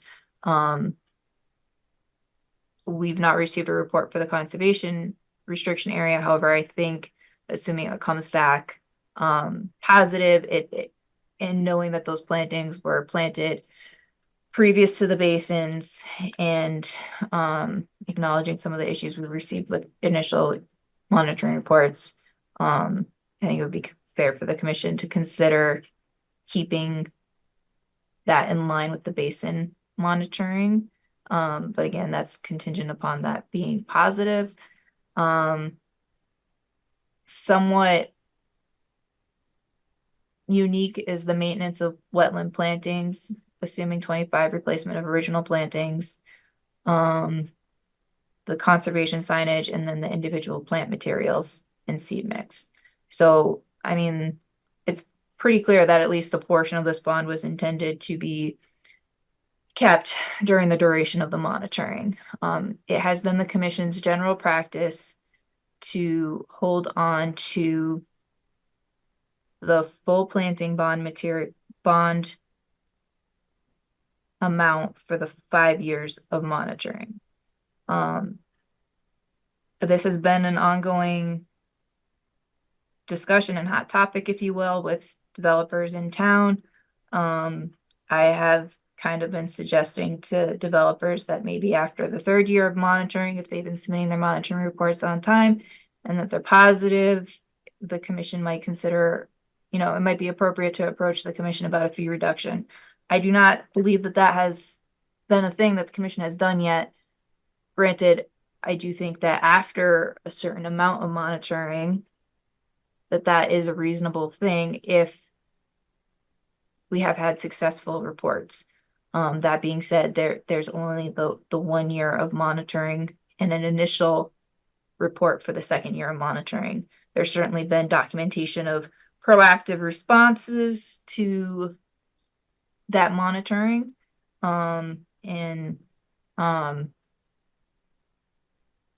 So that's kind of, I guess, a general overview of where I'm at in this review.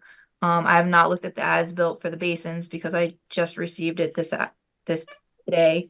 And I received the monitoring reports at the end of March. And so I didn't have the time to properly review them until this week. But obviously that the conservation restriction area wasn't included, I shared that information with the property owner or the permit holder. Again, Michael DeGioia, Donmar Development for the record. So just to clarify one thing, regardless of the fact, I understand that Jamie was just made aware that the basins were as-builted. She's also in receipt of a letter from SLR stating that they are built and designed as intended as far as capacity, etc. Everything is signed and sealed.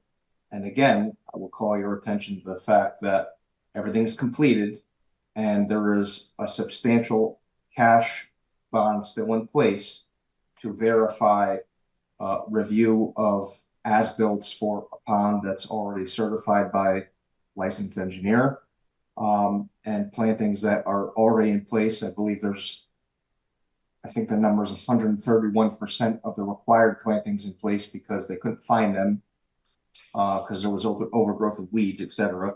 And again, I will call your attention to, I understand that the new regulation says that there's a maintenance bond required. In 2013, that was not the case. I have section 13 right in front of me, along with the approval letter. Nowhere does it say that I have to have my entire bond in place for 5 years. Again, I am here before you this evening to request a release of my surety portion of the bond at this point. That's what I'm looking for. Respectfully. Commissioner Bassman, regardless of the fact that the regulations don't state it clearly, the permit requires it. I guess my head is if anything were to be returned, the only thing I could see getting returned at this point is the seed mix, the conservation signage, and $1,000 of the annual inspection. And anything else I would say, based on Jamie's comment, that we need the plantings to remain for the full 5 years. It's only been 1 year. And so I'm not really looking to return anything in that area. But that's respectfully, that's not what the approval says. It doesn't make any reference to a maintenance bond. The permit that Jamie posted showed specifically. It doesn't. Where did it say that? It doesn't specifically state maintenance bond, but under section 11.12, reference for condition of approval number 1 above, it states a bond in accordance with section 13 shall be posted for a period of no less than 5 years. Okay, my bond has been in place for at least 5 years. I started in 2017, and if you look at section 13, it says it's either got to be cash or surety, or a cashier's check. It says nothing about maintenance bond. It then goes into monitoring requirements, though. So in my mind, and based on the past practice of the commission, the 5 years is relating to the monitoring. So out of curiosity, you mean to tell me that I need to leave my bond in place? I sell a house to somebody, they can go and mow all of these obscenely expensive plants and plugs and grasses that I have to put in place, mow them all down, and then I'm responsible for them on their property. That doesn't make any sense to me. Alternatively, How can they, that's not what this says. Alternatively, as part of selling the property, you could make them post the bond. I mean, that's essentially what happened with this property when you purchased it. The previous property owner had a bond in place. When they sold it to you, you posted a bond and they received their bond back. That's not how this reads, though. That's not what this says. I will. My work is completed, and I understand that we have to have an 85% survivability rate for plants. And like I said, even though it doesn't say that, as a gesture of good faith, I am willing to leave my cash portion of the bond in place until we can work something out. I am asking for the surety part of it to be released. That's it. So that you can verify that the wetlands markers are in place where they say they are on the as-built, which they are. That's it. And if a few plants die, you have $38,000 in cash from me, aside from the planning and zoning bond. That's all I'm asking for. This doesn't say that I need to have the entire wetlands bond in place for 5 years. It doesn't say that here. I understand that's the regulation now. This is from 2013. This is how I purchased this approval, and that's what we're going by. Respectfully. Jamie Frederick and the Wetland Agent. I mean, that's what I have for comments for the commission. Ultimately, it is the commission's decision.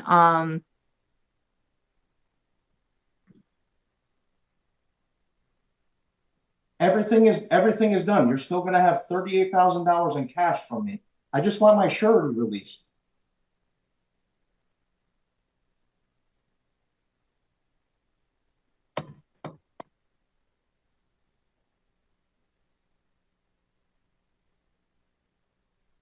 I mean, I feel like I have gone over and above what this commission has asked. Nowhere have I ever, we topsoiled and hydroseeded the entire site. I know it was a tough site. I have done everything that this commission has asked for me. I just want my surety released. You want to hold on to my cash until you're satisfied? No problem. Surety is a different issue. For conservation markers, we're going to hold the entire thing. That doesn't make any sense. That's not reasonable. Respectfully, Chairman Basserman. Jamie, is that what we normally do? We hold it for the duration? So, Jamie Frederick and the Wetland Agent. So, generally speaking with bonds, there's kind of two general different types of bonds, right? So there's the erosion control bonds, which are for the maintenance of erosion control. So at this point, say, there was an erosion control portion of this bond, I would certainly say it's appropriate to release it. We don't hold erosion control bonds beyond the site being stabilized and the bondholder requesting their return of funds, unless there's a condition that we have to have the as-built or something. So, once we have that information, it would be appropriate to release the bond. As far as I'm aware from any previous experience, even dating back to these older permits from 2013, and yes, my experience is somewhat limited, but I mean, we still have bonds on file from before 2013 for monitoring of wetland creation areas. The bond for the planting material has been held for the duration of the monitoring period. Now, I'm personally going to acknowledge that I do see merit in reducing the bond amount at a certain point. I'm not saying that 1 year, 1.5 years is that appropriate point. Before the end of the 5 years, if we've been receiving the reports on a timely basis, they've been positive, any maintenance or suggestions outlined in the report are implemented in a timely fashion, I think that's a great way of working with a permit holder and trying to encourage them to do things timely and in compliance with their permit. And because once you get to year 3, if you've been doing all of those things successfully, you shouldn't have too much of an issue. The one outlier for this particular situation that I think is worth the commission considering is the fact that there is that 25% replacement line item, which we normally do not have. And that is $13,121. So it's not small change. So given that all of the plantings have been installed, additional plantings have been replaced to the point where they now have theoretically more plantings than I say theoretically because we don't have the numbers for the conservation restriction area. So for the basins, they have more plantings than what the permit required. I do think that there is some specific details of this bond estimate that could be considered relative to this request. And kind of to the point that Commissioner Boda was making before, we do not design applications. We do not design bond estimates. We request the bond estimate and we review it. So not all bond estimates are created equal. It's based on what the applicant puts forth. So the 25% replacement, it's not a requirement of the permit. It's not a requirement of our standard practice. I think there's room to potentially provide some flexibility there. That being said, I don't know how the commission feels about moving forward without the documentation. If it's something the commission is okay with doing contingent upon review and receipt of, or if it's something you want to wait until you have that documentation or review yourself. This is Commissioner McLeod. Jamie, documentation of what? For one, the monitoring of the plantings in the conservation restriction area, confirming that the counts are still appropriate. Confirmation of the conservation restriction signs, which I understand is very simple. And that in particular, that one is one that I think would be reasonable for the commission to consider deferring to staff review because it's a simple yes or no. And review of the basin as built information. So again, this is Commissioner Boda. Why don't the engineer certified the basin as built? So I'm going to make a suggestion. Why don't we, that 25%, it's a weird one. Like Jamie said, we don't make these. They are submitted with the application. It's a weird little blip that's in this one. And then that the signage, once, you know, it's been confirmed with Jamie, and then that seed mix, why don't we release that back and do that with the surety portion? Which would be 27,284. I didn't add it up, but 13. Yeah, that sounds about right. Is that the entirety of the surety? I don't even recall at this point what's on file. So the itemization or the total of the itemization that Commissioner Boda just identified would be 27,284. The surety is $35,801.50.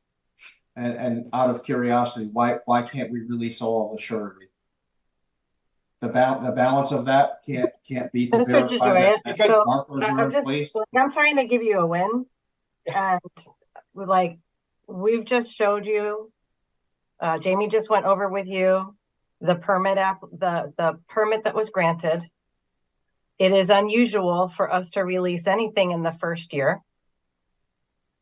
We're trying to help you out. So, like, can you take your win? I understand what you're saying, but what I guess what I'm not understanding is it doesn't say that in the approval letter. It doesn't say that. So I don't know how else to explain it to you. It's part of the permit. It says it in the permit. Jamie pulled it up in the permit. You can interpret it differently. That is your prerogative as a reader.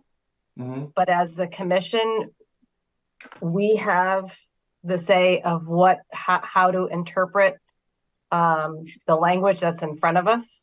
Yep. So that is part of the role of the commission. You don't have to agree with it. That's fine. But I'm trying to help you out here. And so that's my recommendation. And I don't even know that the rest of the commission is going to agree. So this Commissioner Wasserman, I guess Mr. DeGioia, that the rationale that Commissioner Boda came up with is something that we can stand behind because it's got some logic and some basis in what made this particular application unique with the 25% item in that first couple lines. Beyond that, it gets down to why would we release anything in the first year? So it sounds like it's 27,000, whatever it is, or nothing. Okay.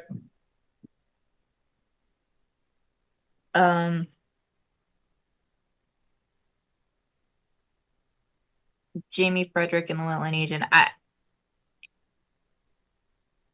I don't know that the bondholder would be interested in this. But if the bondholder wanted to convert the difference of what remained of the surety to cash so that he could get rid of the surety in its entirety, would the commission have any opposition to that? Not requiring it, but giving him the option.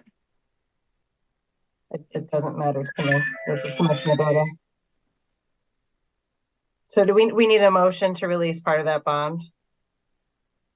Good thing. Yes. All right. Hold on. I need the number. So that I understand this correctly, that means that for 5 years, the remainder of my bond has to stay in place in order to make sure that plantings survive. Yes, sir. Is that how I understand this? Yes, sir. So again, I appreciate what you're saying. Again, it's late. I'm not trying to be wise or anything like that. For instance, the basin is going to get turned over to the town of Branford. The basin on Louisa Court has been turned over to the HOA.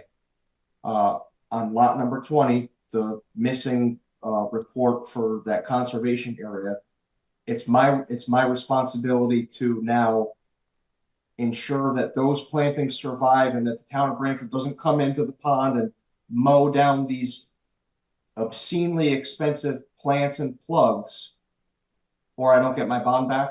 I have to trespass on the town of Branford, the owner of lot number 20, and the HOA's property. That's how I understand this. Nobody here, I don't think, is a land use attorney. And so when you are in the process of selling and doing, typically on large parcels where there's homeowner associations, that's something that you would put into the HOA agreement. That goes into the landscaping stuff. I don't know what you've done, and really that's not our purview. Like that's what between you and your attorneys and your real estate people. Like our job is very specifically inland wetlands and water courses, and the decisions that we make come from guidance from the Connecticut State Department of Energy and Environmental Protection, as well as UConn, and their programs that give us guidance on what is best practice. They tell us best practice is science. This isn't politics or legalese. That's what they tell us. That's what's been in our regs. So how you manage that is going to be between you and some other professional. That's not us. Okay. Understood. That being said, I will make a motion that for inland wetland 13.06.03 47 Gould Lane, that the assurity portion of the bond, including 13,121 for the 25% replacement of original plantings, as long as verification of the conservation signage is provided to staff, that the $1,000 conservation signage and the $13,163 for the seed mix are returned to the property owner.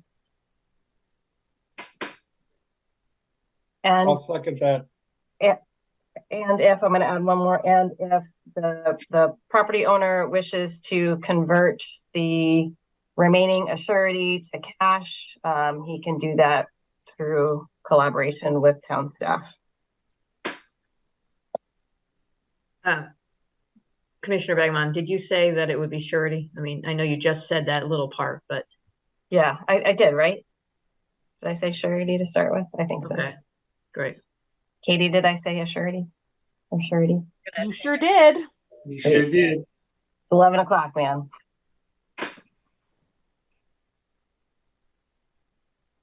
I think the chair seconded. I think that concludes 130603. We have to vote. You gotta vote. Oh, you gotta vote. See, you're right. Okay, Commissioner Gokowski, Commissioner Goklowski, aye. Commissioner Begeman, Commissioner Begman, aye.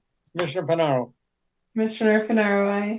Commissioner Papantonis, Commissioner Papantonis, nay. Commissioner Armrod, Commissioner Ormrod, aye. Commissioner Boda, Commissioner Boda, aye. Commissioner Basserman, aye. That concludes 130603. Next up is the public hearing. However, there'll be no discussion because it's tabled until our April 25th meeting. We have two applications for receipt. Inland Wetland 240401, 20206 North Main Street, new service building for Premier Kia. Based on our new practice, it is just for receipt. I am gonna. And are we fortunate to not have a presentation this evening? Nope. We're good. No presentation. For the next one though, I will request we briefly discuss it. Inland Wetland 240402, 91 Standard Avenue, a raised garden bed. So, I want the commission to review this one because they submitted an application per my guidance, but I'm not really sure if it's application material or as of right material, and I don't want to hold them up on their project if the commission thinks it's Sounds like an agent approval if it's anything. So, quickly share a site plan. This site might sound familiar to some of the commissioners because they recently did some additions on the property. So the house now has a garage addition on one side and an additional addition on the other side. They installed stormwater management for the increase in roof area. And they've modified the deck slightly on the back of the house. So there is a drainage easement to the rear of the deck, and there's these two wetland areas. This wetland area and this wetland area are lawn. And they're proposing to put the raised garden bed directly to the rear of the drainage easement. They cannot put it in the drainage easement, so they are somewhat restricted with where they can put it. This portion of the site is pretty wooded and shaded, so it's not ideal for a vegetable garden. Here you can see the silt fence, which is not in great shape, but the lawn is established. So you can see, if you look closely, two blue flags and two pink flags. That's where the proposed great garden bed is. And you can kind of see the wetland is a lawn. So it's very close to the wetland, but it is a maintained lawn wetland area. And it's pretty minimal disturbance. The raised garden bed kind of put it in a different level for me than if they were just planting in the ground. And then I just want to bring to the commission's attention, particularly since I'm not sure how familiar everyone is, section 4.1 of the A of the regulations, which is directly in response to the state statute. Following operations and uses shall be permitted in inland wetlands and watercourses as of right, meaning not needing a permit. The agency shall make a determination as to whether their proposed activity meets the definition that it is as of right or is regulated activity. A is grazing, farming, nurseries, gardening, and harvesting of crops and creation of farm ponds of 3 acres or less, blah, blah, blah, blah, blah. So I mean, it is gardening, but it is also the construction of a raised garden bed, and I just I didn't know, so I am open to any feedback.